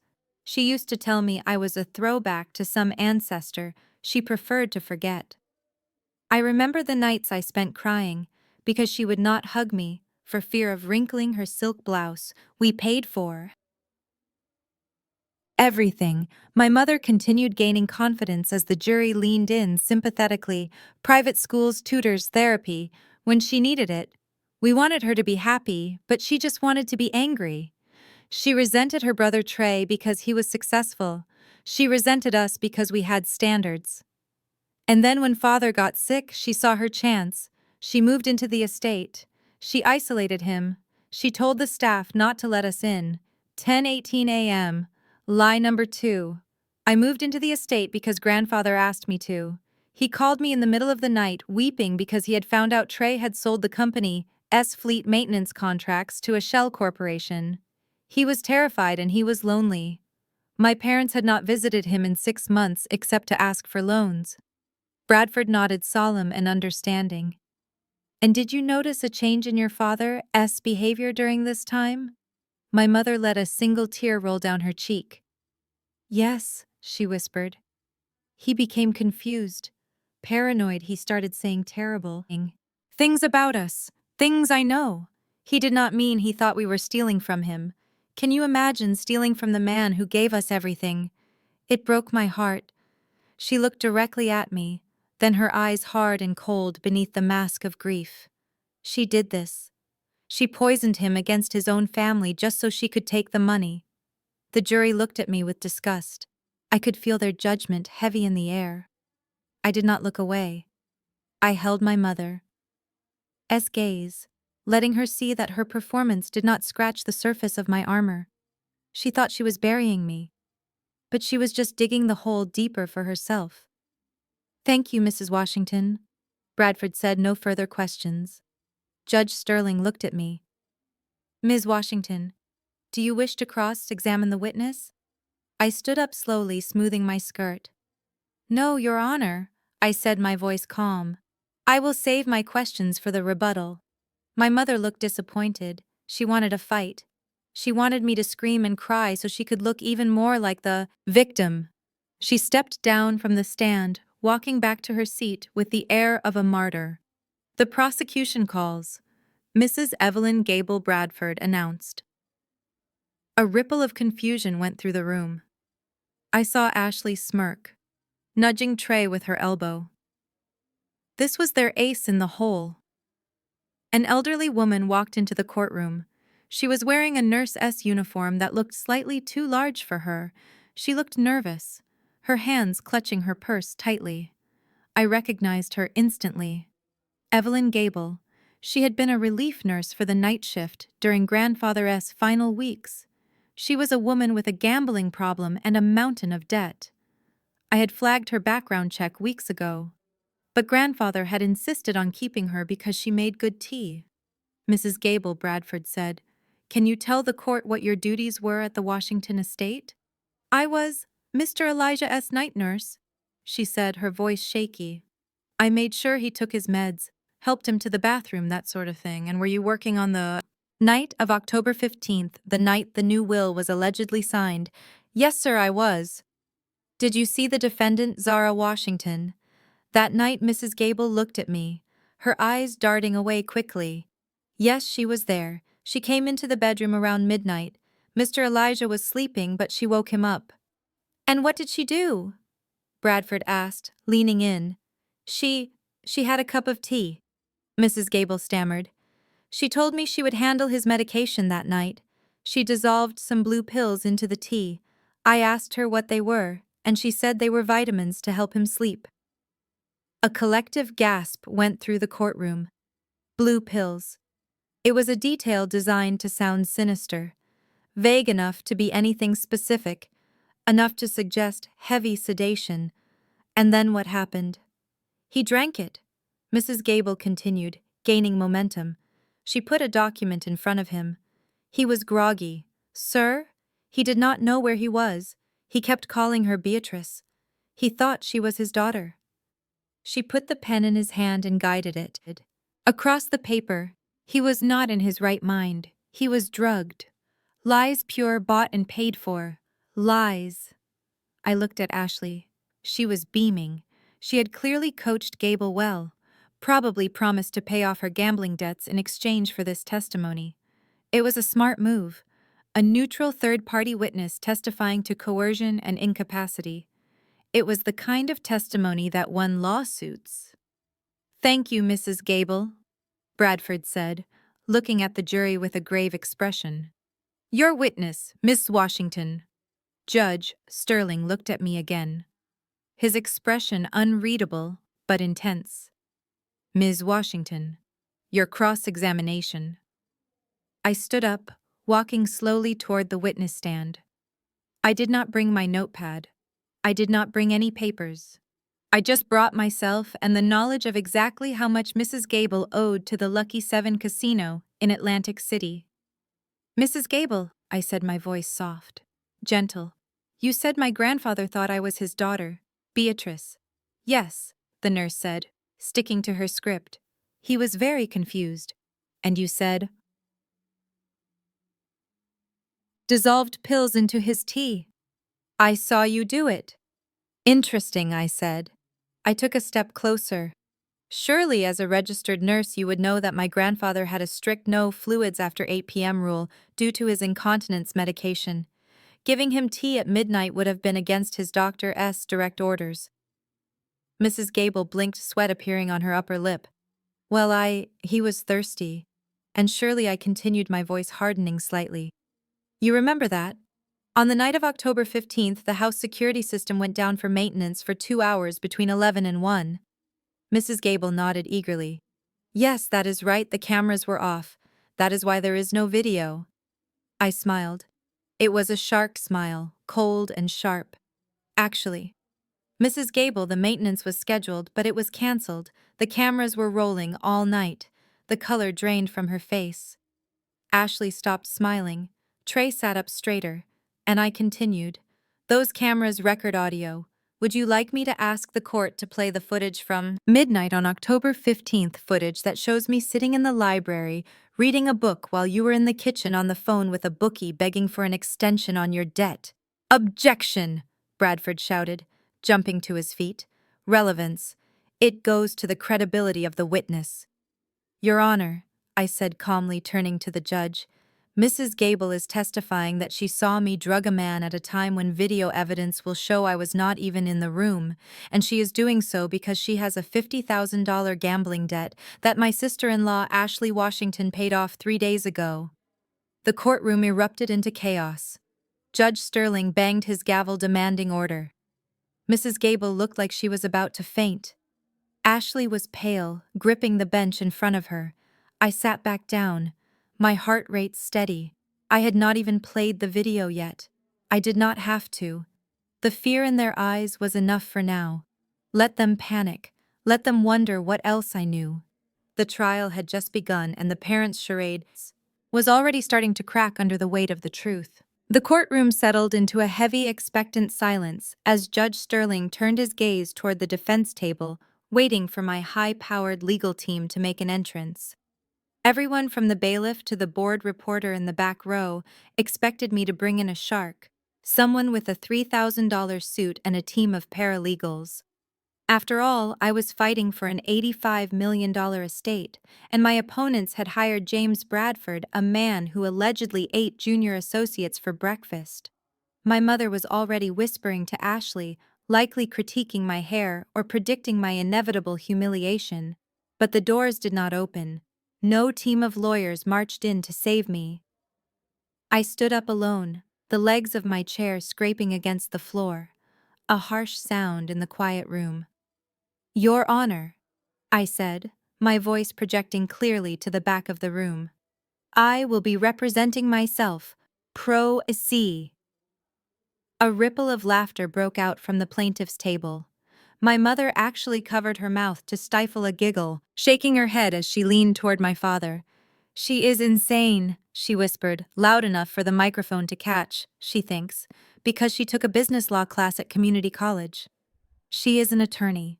This is going to be a slaughter, Trey smirked, leaning back in his chair with the relaxed arrogance of a man watching a gladiator enter the arena with a plastic spoon. Bradford the shark smiled a wide predatory grin.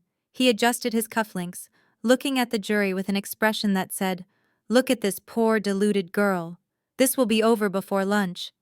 Judge Sterling peered at me over his glasses, his expression unreadable.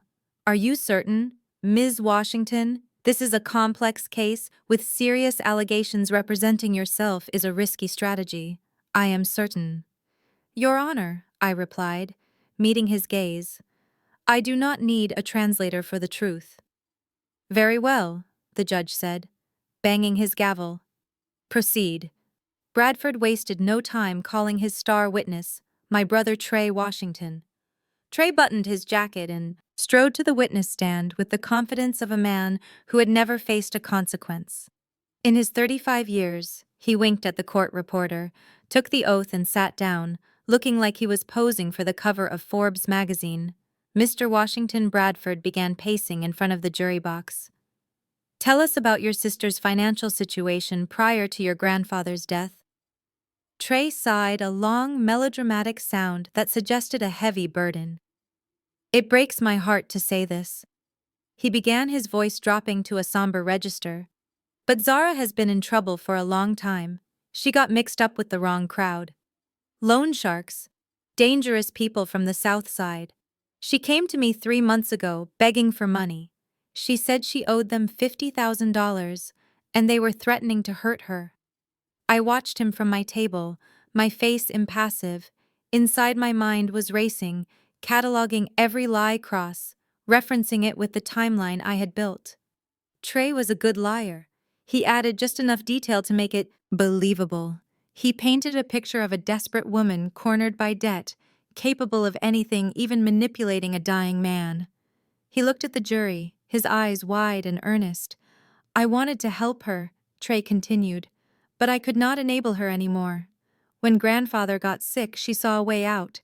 She moved into the house not to care for him, but to isolate him. She needed that inheritance to pay off her debts. She was scared and desperate. People do desperate things. The jury was eating it up. I could see the sympathy in their eyes for the successful brother trying to save his fallen sister. My mother was nodding in the gallery, dabbing at her dry eyes again, putting on the performance of a lifetime. "Thank you, Mr. Washington," Bradford said. "Satisfied your witness?" I stood up slowly. I did not rush. I picked up a single piece of paper from my table and walked toward the witness stand. Trey watched me come, a smirk playing on his lips. He thought I was going to ask him about my alleged debts. He thought I was going to defend my character. He was ready for a shouting match. I stopped in front of the stand and looked him in the eye. "Mr. Washington," I said, my voice conversational, almost bored, "let us talk about March 15th of this year." Trey blinked, confused by the specific date. "March 15th? I do not see how that is relevant. Please answer the question. Where were you on March 15th? He shrugged, relaxing back into the chair I was working. "Unlike some people, I have a job. I was at the regional headquarters in Baltimore, overseeing a merger negotiation with a shipping partner. It was a 12-hour day, very intense." I nodded slowly, looking at the paper in my hand. "A merger negotiation in Baltimore. And you are certain of that?" "Absolutely," Trey said, sounding annoyed. "I have the meeting minutes, I have witnesses." "Interesting," I said. I turned to the jury, holding up the paper. "This is not a meeting minute. This is a credit card statement for the Washington Logistics Corporate American Express, the one issued in your name." I walked back to Trey, placing the paper in front of him. "Can you explain to the court why your corporate card was used to charge $42,000 at the Bellagio Hotel and Casino in Las Vegas on March 15th, the same day you were allegedly in Baltimore?" Trey froze, his eyes darting from the paper to me. His mouth opened but no sound came out. And I continued, pulling a photograph from my pocket. "This is a security photo from the high-limit blackjack room at the Bellagio, time-stamped March 15th at 9 p.m. That is you, isn't it, Trey?" I held the photo up for the jury. It showed Trey clearly sweating profusely. A stack of chips in front of him, a drink in his hand. Trey's face turned a sickly shade of gray. That was a business meeting. We met the clients in Vegas. A business meeting." I repeated, my voice sharpening like a blade. "Interesting, because the charge code for the $40,000 in chips was listed as catering expenses in the company ledger. Embezzlement is a felony. Trey, lying under oath is another objection," Bradford shouted, jumping to his feet. "Relevance. It goes to the witness credibility." "Your Honor," I said calmly, turning to the judge, "Mr. Washington claims I am the one with gambling debts and a need for quick cash. Yet here is irrefutable proof that he embezzled company funds to cover his own losses on the exact date he claims he was working." "Overruled," Judge Sterling barked, his eyes locked on Trey. "Answer the question, Mr. Washington," Trey stammered, sweat breaking out on his forehead. "I paid it back. I intended to pay it back. It was a loan." "It was theft," I said, cutting him off, "and it was not the only time, was it?" Trey let us look at April 2nd. I pulled out another paper, another statement, another photo. Trey shrank back in his seat, looking at his lawyer for help, but Bradford was busy shuffling papers, trying to find a way to stop the bleeding. My parents in the front row looked like statues. Their perfect son, their golden boy, was melting down before their eyes, exposing the rot at the core of their dynasty. I did not owe loan sharks money. "Trey," I said, leaning in close enough that only he could hear the steel in my voice. "But you owe a bookie in Atlantic City $100,000, do not. That is why you needed the inheritance. That is why you helped Mom push for this lawsuit. You were projecting your own desperation onto me?" Trey looked at me with pure hatred. But beneath the hate was terror. He knew I had the receipts. He knew I was not guessing. He realized in that moment that the sister he had mocked, the accountant, he had called stupid, had tracked every penny he had ever stolen. "I have no further questions for this witness," I said, turning my back on him. As I walked back to my table, the silence in the courtroom was different. It was not the silence of judgment anymore. It was the silence of shock. The jury looked from Trey to me, realizing that the narrative had just flipped. The predator had become the prey, and I had not even opened my main file yet. Objection, Your Honor. This is absolutely preposterous. James Bradford roared, his voice bouncing off the mahogany walls of the courtroom. He slammed his hand down on the defense table, causing a stack of papers to slide perilously close to the edge. He was sweating now. The confident shark who had walked in expecting a quick feeding frenzy was realizing he was in deep water with something much bigger than he was. This line of questioning is completely irrelevant to the probate matter at hand. Mr. Washington says personal finances or his recreational activities in Las Vegas have no bearing on whether the defendant exerted undue influence over a dying man. This is character assassination, plain and simple, and I move to have the witness testimony stricken from the record. I stood silently at my table, watching Bradford unravel. It was a beautiful sight, like watching a cheap suit fall apart at the seams. He was trying to use volume to cover up the fact that his star witness had just admitted to a felony. Under oath, he looked at the jury trying to regain control of the narrative. But the jurors were not looking at him. They were looking at Trey, who was currently hunched over in the witness box, looking like he wanted the floor to open up and swallow him whole. Judge Sterling did not bang his gavel. Immediately, he let the objection hang in the air, letting the desperation in Bradford's voice soak into the wood paneling. He took off his glasses and cleaned them slowly with a microfiber cloth, the silence stretching out until it was physically uncomfortable.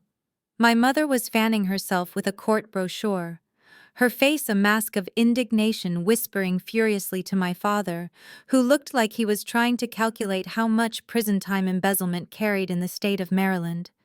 Mr. Bradford, Judge Sterling finally said, his voice deceptively soft.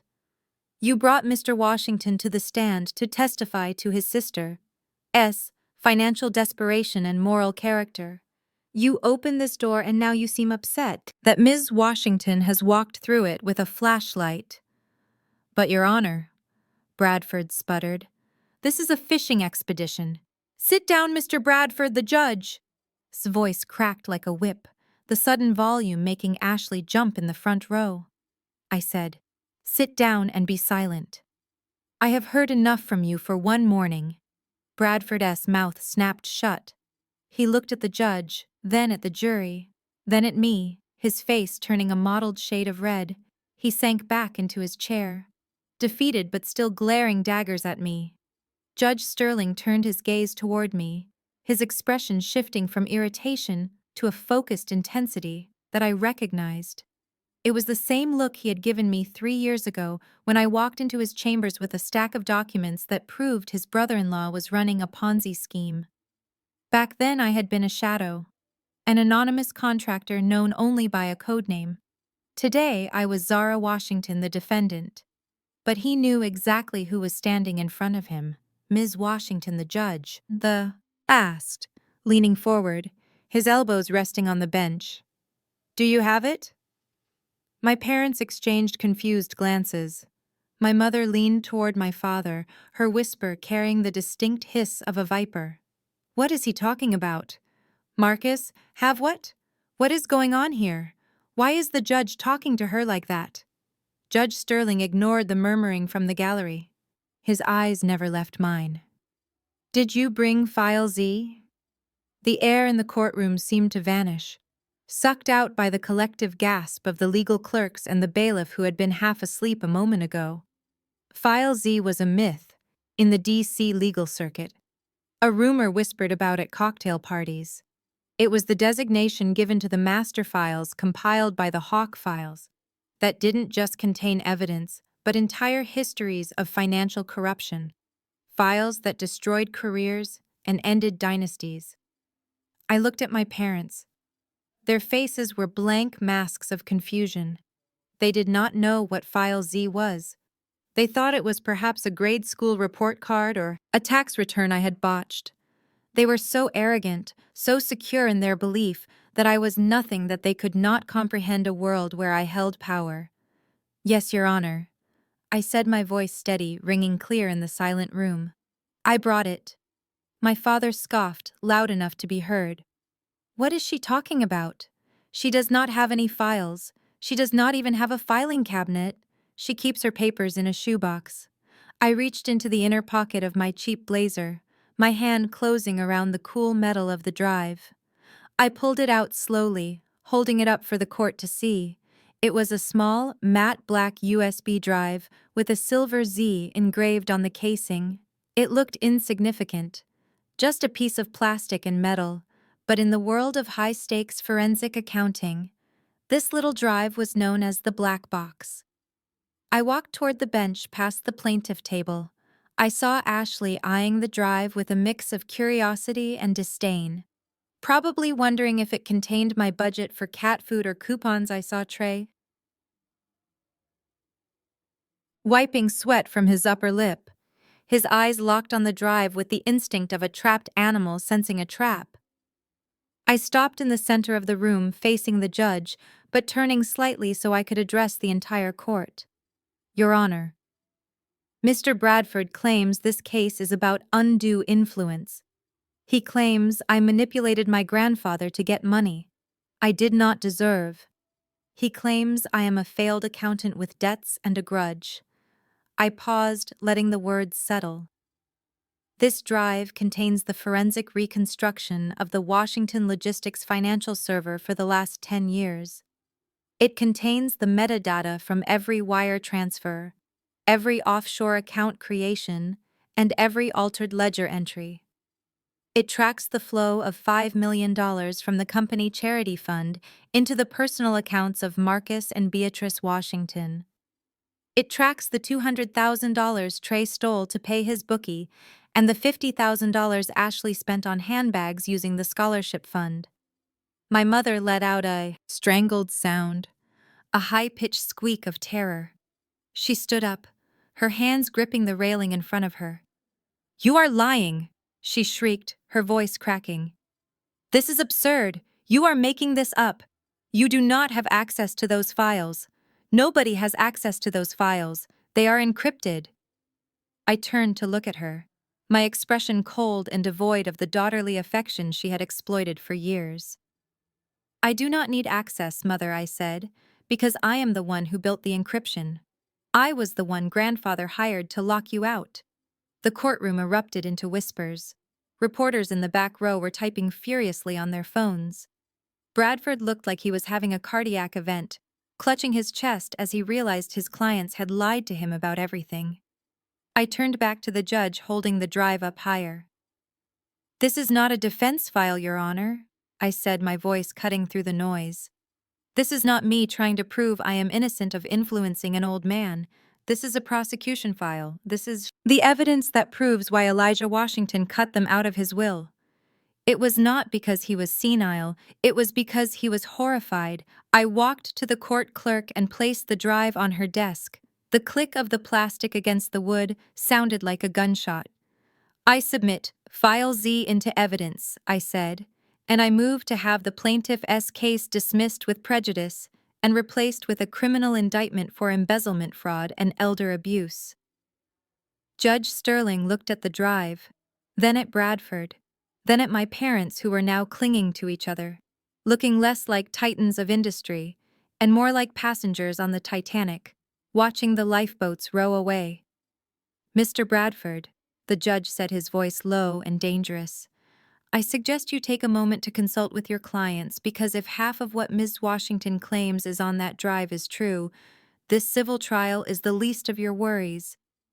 My father slumped in his chair, his face gray. My mother was shaking her head, muttering "no, no, no" over and over again. Trey looked at me, and for the first time in his life, I saw genuine fear in his eyes. Not the fear of getting caught by a parent, but the fear of a man watching his life disintegrate. They had come here to bury me, to dance on the grave of my reputation. But as I stood there, the black USB drive gleaming under the fluorescent lights, they realized too late that they hadn't dug a grave for me. They had dug a pit, and I had just kicked the ladder away. The courtroom dissolved into a frenzy of whispers and gasps. as the last image on the screen burned itself into the collective memory of the gallery. A scanned receipt for a $12,000 handbag charged to an account meant for starving students. Ashley was sobbing into her hands, her shoulders shaking violently, while Trey stared straight ahead, his face a mask of shock as if he had just watched a car crash in slow motion. My mother looked like she had been slapped, her mouth hanging open, her eyes darting around the room looking for an exit for a friend. For anyone who would tell her this was just a bad dream. My father was gripping the edge of the table, his knuckles white, his face the color of old ash. I stood in the center of the well, the laser pointer still in my hand, feeling the weight of the silence that followed the chaos I had just unleashed. Judge Sterling leaned over the bench, his eyes wide fixed on the blank screen where the evidence of their greed had just been displayed. "Ms. Washington," the judge said, his voice cutting through the murmurs in the gallery. "You are presenting this court with evidence of federal crimes, money laundering, embezzlement, fraud. This goes far beyond the scope of a probate hearing." "It does, Your Honor," I replied, my voice steady and cold, but it goes exactly to the heart of the plaintiff. As claim, they argue that my grandfather was not of sound mind, that he was manipulated into disinheriting them. I am showing you that he was perfectly lucid. He disinherited them. Not because he was confused, but because he was horrified. I walked back to the defense table and picked up a small leather wallet. I flipped it open, revealing the gold shield encased within, and I did not find this evidence by accident, I said. Turning to face the room, I held the badge up high, catching the light so that everyone from the back row to the jury box could see the eagle crest and the engraving. Department of the Treasury. I am not a freelance accountant, I announced, my voice ringing out with the authority I had hidden for years. I am a senior forensic consultant for the United States Department of the Treasury. My clearance is top secret, and in the field I am known as the Hawk. A scream tore through the air. It was my mother. She stood up, her chair clattering backward to the floor.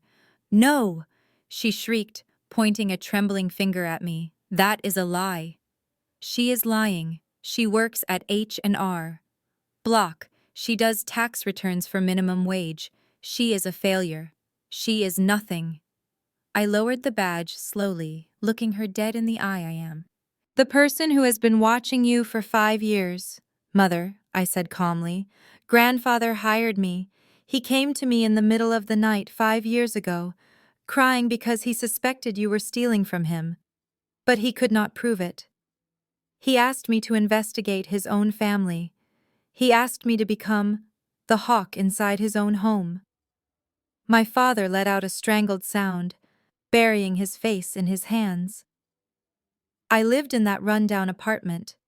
Not because I was poor. I continued walking toward them until I was standing at the railing, separating the well from the gallery. But because it was the perfect cover. Who would suspect the disappointment daughter of being a federal asset? Who would hide their crimes from the girl they thought was too stupid to balance a checkbook? I looked at Trey, who was now shaking his eyes wide with terror. "You laughed at my cheap clothes. Trey, you made fun of my old car. You thought I was pathetic. But every time you flashed your new watch, every time you bragged about a trip to Vegas, you were giving me evidence. I tracked every dollar you stole.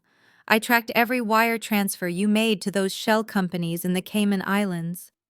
I tracked the $50,000 Ashley spent on handbags while she denied scholarships to kids who could not afford lunch."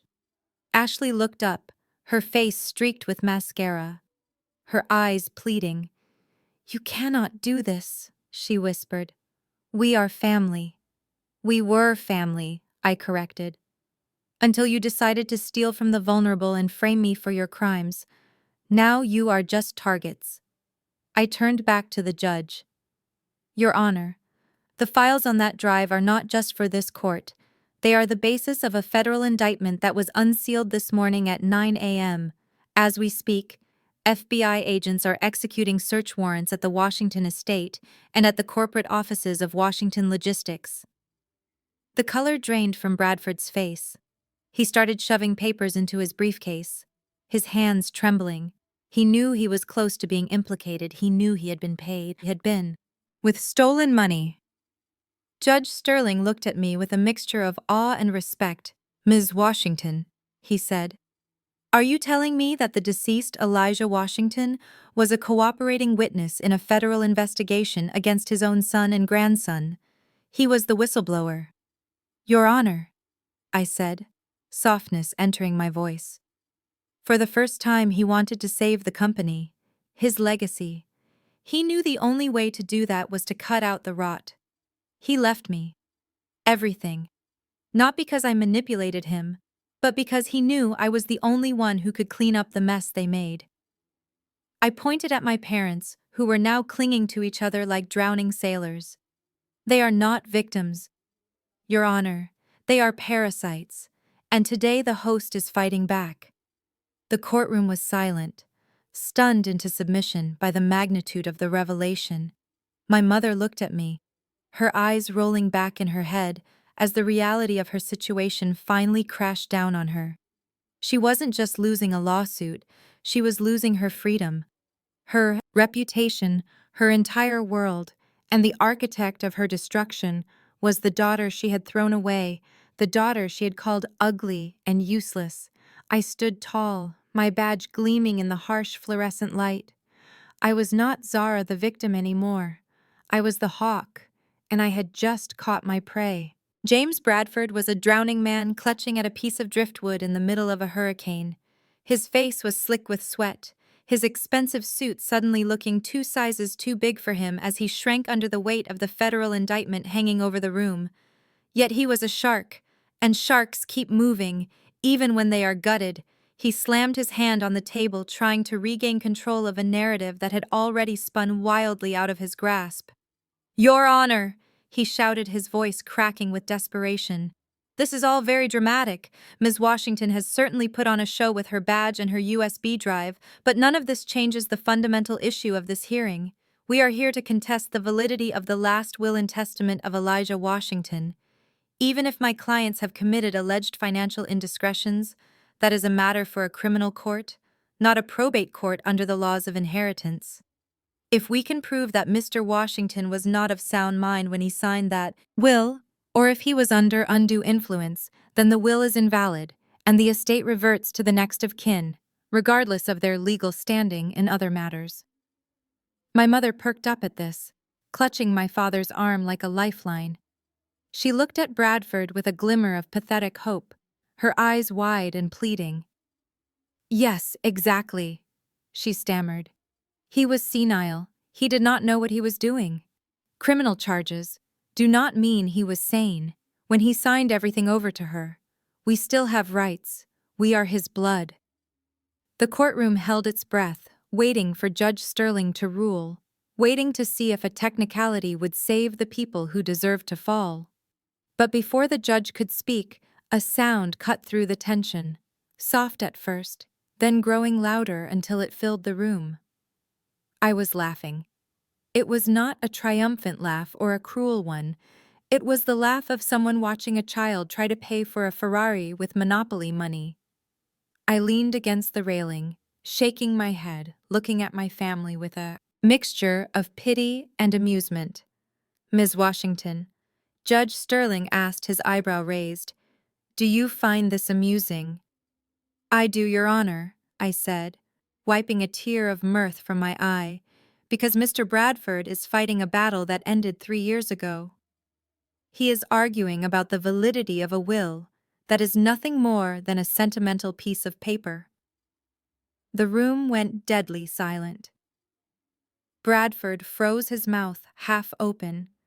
"What are you talking about?" I walked back to my table and picked up one final document. It was not a digital file. It was a physical deed, bound in blue, legal backing. "I am talking about the fact that this will is irrelevant," I said, my voice clear and ringing out to the back of the gallery. "You are contesting the distribution of assets in my grandfather's estate, But you seem to have missed one crucial detail. There is no estate. My father stood up, his face purple. What do you mean there is no estate? He was worth millions. He was worth millions. 10 years ago, Dad. I corrected, looking him dead in the eye. Dead. But then you and Mom started siphoning cash to pay for your country club lifestyle, and Trey started gambling away the operating capital 3 years ago. Washington Logistics was insolvent. The banks were about to foreclose on the mansion, repossess the cars, and seize the ships. I walked toward them, holding the blue document like a weapon. Grandfather came to me begging for help. He did not want the world to know his family had ruined his legacy. He did not want the shame of a public bankruptcy, so he made a deal. He sold everything. Sold it. My mother whispered, her voice trembling. Who did he sell it to? He sold it to a private investment firm. I explained, a firm that specializes in distressed assets. They bought the company, they bought the real estate portfolio, including the house you slept in last night, and they bought the private fleet. They paid off your debts, cleared the liens, and kept the business running quietly in the background, allowing you to maintain the illusion that you were still rich, allowing you to keep your cars and your jewelry and your dignity. Trey looked around wildly. Who bought it? We would know if there was a buyer. I am the CEO. You were a figurehead, Trey. I snapped, the real owner. Let you play boss because it kept up appearances. But the title to everything, the legal ownership of every single asset you are fighting for, belongs to a holding company called Hawkeyes LLC. I paused, letting the name hang in the air, waiting for the connection to spark. Bradford looked at his files, flipping through pages frantically. Hawkeyes LLC. I saw that name on the deed transfer. But it is a shell company. The ownership is anonymous. Not anymore, I said. I turned to the judge. Your Honor, I am the sole managing member and 100% equity owner of Hawkeyes LLC. The gasp that tore through the courtroom was visceral. It was the sound of air being sucked out of the room by the sheer magnitude of the revelation. My mother grabbed her chest, her knees giving way as she slumped into her chair. My father stared at me, his mouth opening and closing soundlessly, like a fish on a hook. I continued, my voice relentless, driving the truth home like a hammer. 3 years ago, I used my own capital earned from federal bounties and consulting fees to buy out grandfather as debt. I bought the company, I bought the mansion, I bought the cars you drive, I even bought the lease on Ashley's Range Rover. I walked right up to the plaintiff's table, placing my hands on the wood, leaning in so close, I could smell the fear coming off them.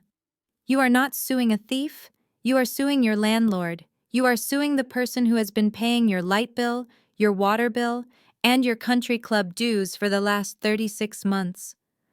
Grandfather did not leave me the money in a will. He sold it to me to save you from living under a bridge. Ashley looked down at her hands, the hands that were clutching a designer bag I had paid for. She started to shake, tears streaming down her face, ruining her perfect makeup. So when you rolled your eyes at me this morning, Mother, when you told your lawyer to destroy me, you were trying to destroy the only person standing between you and the street. I let you live in my house, rent-free. I let you drive my cars. I let you pretend you were still royalty because I promised grandfather I would not humiliate you while he was alive. I stood up straight, adjusting my jacket. But he is gone now, and you just tried to put me in prison. So the lease is up. Judge Sterling looked at me, a small smile playing on his lips, the kind of smile that said, justice had just been served. Cold.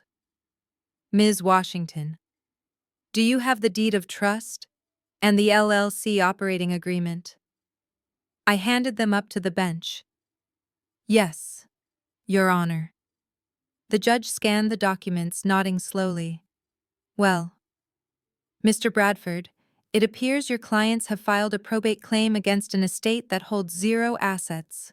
The property in question belongs to Ms. Washington and has for 3 years case dismissed with prejudice. He banged the gavel, the sound echoing like a gunshot, signaling the end of the Washington dynasty. My mother let out a wail, a high-pitched sound of pure despair. "Marcus, do something. Tell them it is not true. Tell them she is lying." My father did not move. He just stared at me, his eyes hollow. He knew it was true. He knew because deep down, he had always known he was a fraud, living on borrowed time. He just never suspected that the banker holding the note was the daughter he had called a failure. I looked at them one last time. The people who had made my life a misery, who had judged me by my clothes and my quietness, who had underestimated me at every turn. "You have 24 hours to vacate my property," I said, my voice void of emotion. "Leave the keys on the counter. Take only your personal effects. Anything bought with company funds stays. If you take so much as a silver spoon, I will add theft to the list of charges the FBI is bringing against you." I turned and walked away, leaving them in the wreckage of their own greed, leaving them to face the law and the poverty they had so arrogantly mocked. I walked out of the courtroom, not as a daughter, not as a victim, but as the owner of my own destiny, and as I pushed open the heavy doors to the bright afternoon sun, I finally let myself smile. The hawk had landed, and the hunt was over. The gavel strike was not just a sound, it was a physical blow that seemed to sever the puppet strings holding my family upright. Judge Sterling adjusted his robes, looking down at the plaintiff's table with a mixture of pity and professional finality. "The court finds that the estate of Elijah Washington has no claim to the assets in question, as they were legally transferred to Hawkeyes LLC 3 years prior to his death, since the plaintiff has no standing to sue a third-party corporation for probate matters. This case is dismissed with prejudice." He looked directly at Bradford, who was frantically stuffing papers into his briefcase trying to escape the blast zone. "Mr. Bradford, I suggest you advise your clients to find criminal defense counsel immediately. This court will be forwarding the transcript of today's proceedings to the district attorney office, along with a recommendation to investigate the admitted perjury and fraud committed by Mr. Trey Washington." The reality of the situation hit the room like a shockwave. My mother let out a strangled gasp, clutching her chest as if her heart were physically breaking inside her ribcage. But it was not her heart that was breaking. It was her illusion. She looked at me, her eyes wide and glassy, pleading for me to say. It was a joke to tell her that I was still the daughter she could bully into submission. I did not look at her. Instead, I turned my gaze to the gallery, to the rows of people my parents had assumed were just bored retirees and law students watching a high-profile trial. They were not spectators.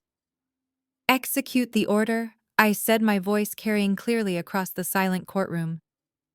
At my command, 6 people in the front row of the gallery stood up in unison. They were not students. They were my tactical legal team, the best asset recovery specialists in the country, dressed in plain clothes to avoid suspicion.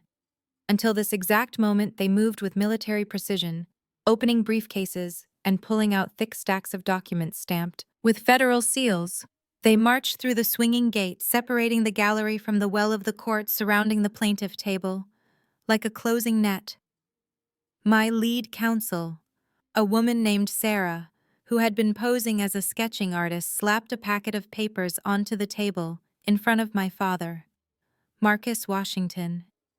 She stated, her voice devoid of emotion, "This is a writ of attachment, an immediate seizure of all assets held by you or your spouse to satisfy the debt owed to Hawkeyes LLC. This includes the contents of your bank accounts, your investment portfolios, and the jewelry currently on your person."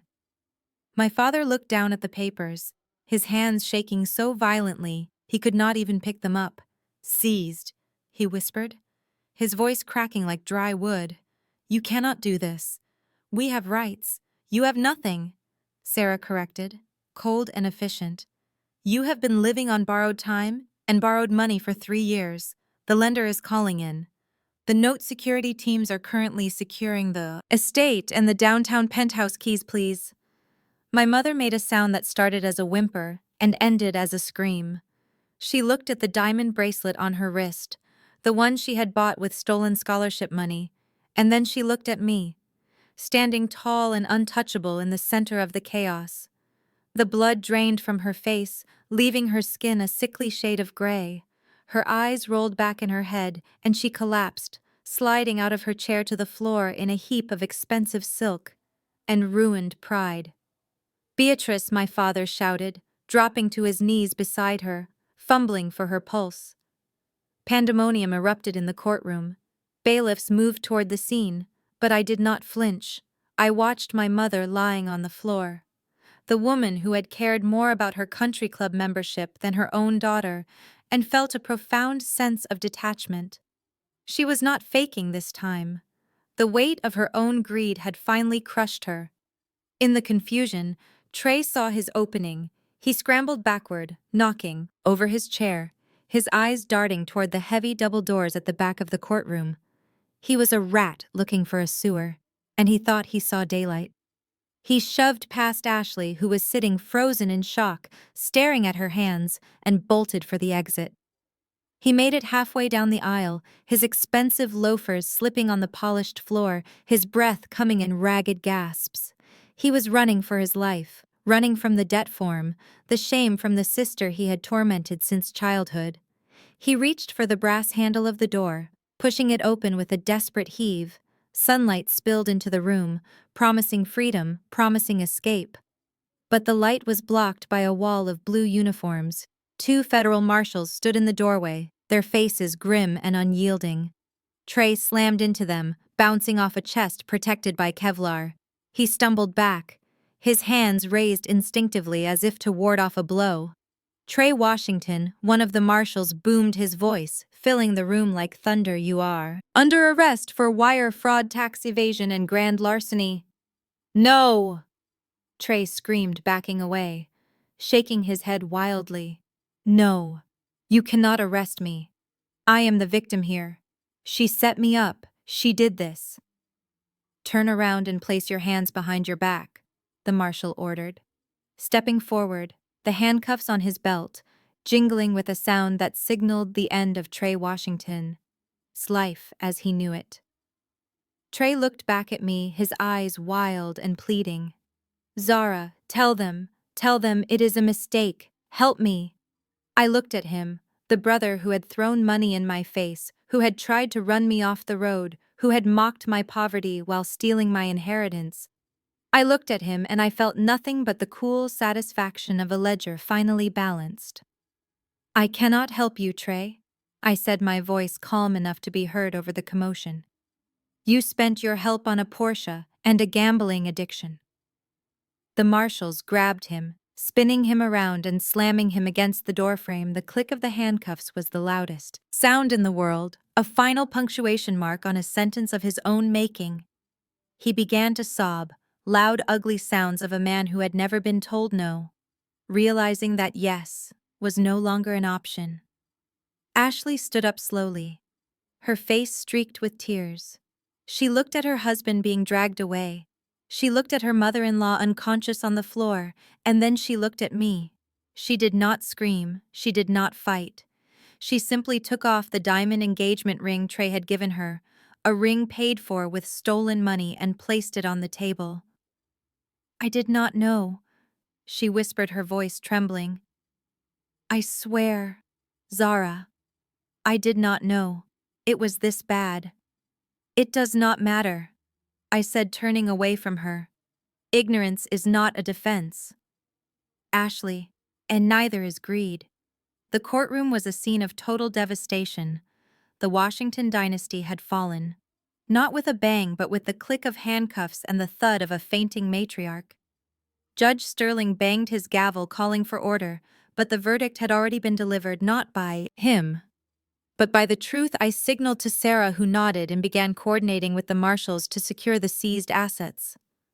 I walked over to the table where my father was still kneeling beside my mother, fanning her face with a legal pad. He looked up at me, his eyes hollow, a man who had lost everything in the span of an hour.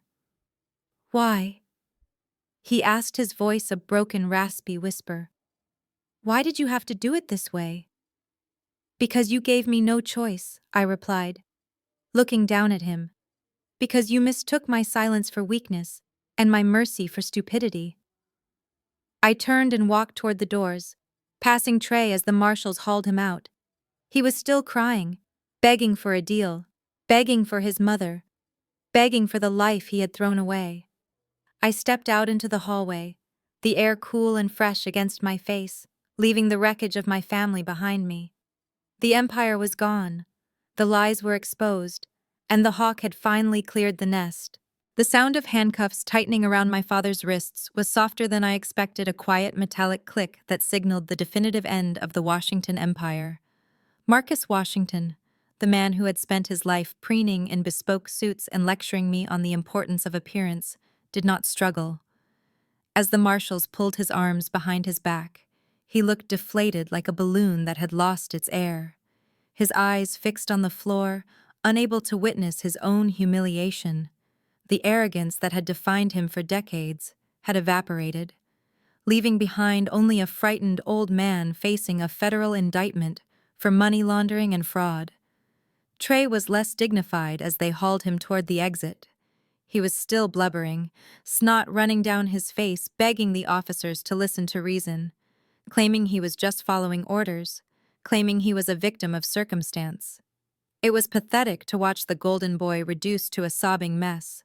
The moment the checkbook was taken away, he passed Ashley on, his way out reaching for her, seeking some kind of comfort from his wife. But Ashley recoiled as if he were burning. "I want a divorce!" she screamed, her voice shrill and echoing off the high ceilings. "I want it on the record right now. I am filing for divorce." I did not know about any of this. I was an innocent bystander. I watched her with a cold detachment.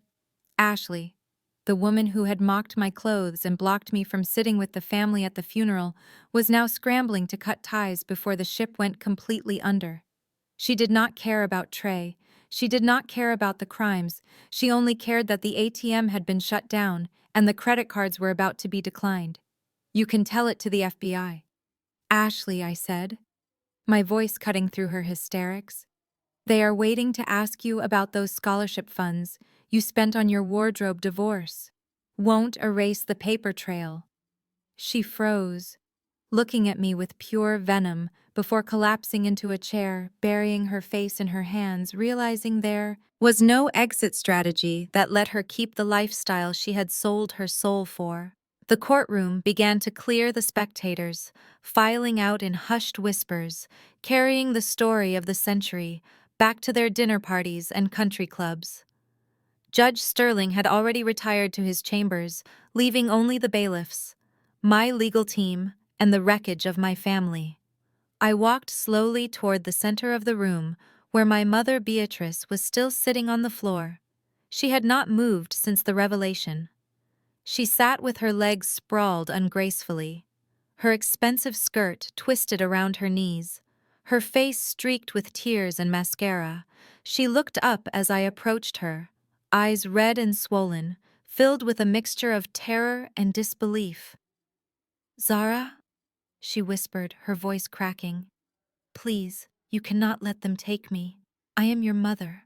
I gave you life." I stopped standing over her, casting a shadow that covered her completely for years. I had lived in her shadow, desperate for a crumb of affection, a word of praise, single acknowledgement that I was worthy of her love. Now the roles were reversed, and I felt nothing but a vast, empty pity. "You gave me life," I agreed, my voice steady, "but you never gave me a life. You tried to crush who I was because I did not fit your aesthetic. You abandoned me, you belittled me, and when you thought I was down, you tried to kick me into the dirt." I leaned down, getting close enough that she could see the reflection of her own ruin in my eyes. "Do you remember this morning, Mother? Do you remember when I walked into this courtroom and you rolled your eyes at me? You whispered to your lawyer about my cheap suit and my sad little life. You thought you were looking at a failure." She sobbed, a jagged sound of misery. "Now, I want you to open your eyes," I said, my voice dropping to a whisper that was louder than a scream. "Open them wide and look at me. Look at the woman who owns the roof over your head. Look at the woman who owns the car you drove here in. Look at the woman who just dismantled your entire world with a single USB drive. She stared at me, trembling, unable to look away. You wanted a powerful child, I said, straightening up and smoothing my blazer. Well, you got one. You just made the mistake of making her your enemy. I turned away from her, signaling to the marshals that they could take her. She began to scream. My name, begging, pleading, bargaining with a god she had never really believed in, but I did not look back. I walked toward the heavy wooden doors, my legal team falling in step behind me, like a phalanx. We walked out of the courthouse and into the blinding afternoon sun. The air tasted sweet, clean, and free of the stale scent of lies. A black sedan was waiting at the curb, not a rental, not a taxi, but my car, a vehicle that cost more than the house I had grown up in, purchased with money I had earned hunting down criminals like my parents. Sarah opened the rear door for me, but I paused, looking back at the courthouse one last time, seeing the marshals leading my parents into a transport van. It was a sad ending to a sad story, but it was not my story anymore. I slid into the leather seat, the interior cool and quiet. Sarah sat beside me, opening her briefcase and pulling out a single document bound in blue. Is this it? I asked, taking the papers. That is the transfer deed, Sarah confirmed, transferring the title of the Washington estate from Hawkeyes, LLC, to the new entity. Everything is ready for your signature. I pulled a pen from my pocket, the same pen I had used to sign the evidence log inside the courtroom. I looked at the deed, the document that represented the crown jewel of my grandfather's legacy, the house where I had been tormented, the house where I had hidden in the library to escape the cruelty of my family. Most people would sell it, burn it down, or live in it to prove a point. But I had a better idea. A way to turn a monument of greed into a sanctuary of hope. I signed my name, Zara Washington, on the bottom line, executing the transfer. It is done, said, handing the papers back to Sarah. File it immediately. The Washington estate is now the Elijah House, a residential center and school for children who have been victims of emotional abuse and financial exploitation. Sarah smiled, tucking the document away. A fitting legacy. She said your grandfather would be proud. He would, I agreed. Looking out the window as the car pulled away into traffic, he knew that the only way to fix a broken house is to fill it with people who know how to rebuild. I leaned back in the seat, watching the city roll by. I was no longer the black sheep. I was no longer the disappointment. I was Zara Washington, the hawk, the woman who had walked through the fire and came out holding the match. My family was gone, their power broken, their voices silenced by the weight of their own crimes. But I was still here, and for the first time in my life, the road ahead was wide open and entirely mine. Zara's journey proves that your true value is never determined by those who refuse to see it. When family becomes your biggest bully, you have every right to build a fortress of boundaries. True power doesn't scream, it moves in silence. Zara didn't just survive her family's cruelty. She outgrew it by becoming the very thing they mocked: powerful, wealthy, and undeniable. The greatest victory isn't destroying your enemies, but building a legacy of healing from the rubble they left behind. You are the architect of your own destiny, and no amount of gaslighting can dim a light meant to shine. If you've ever had to build your own table because you weren't welcome at theirs, hit that like button and subscribe for more stories of justice and resilience.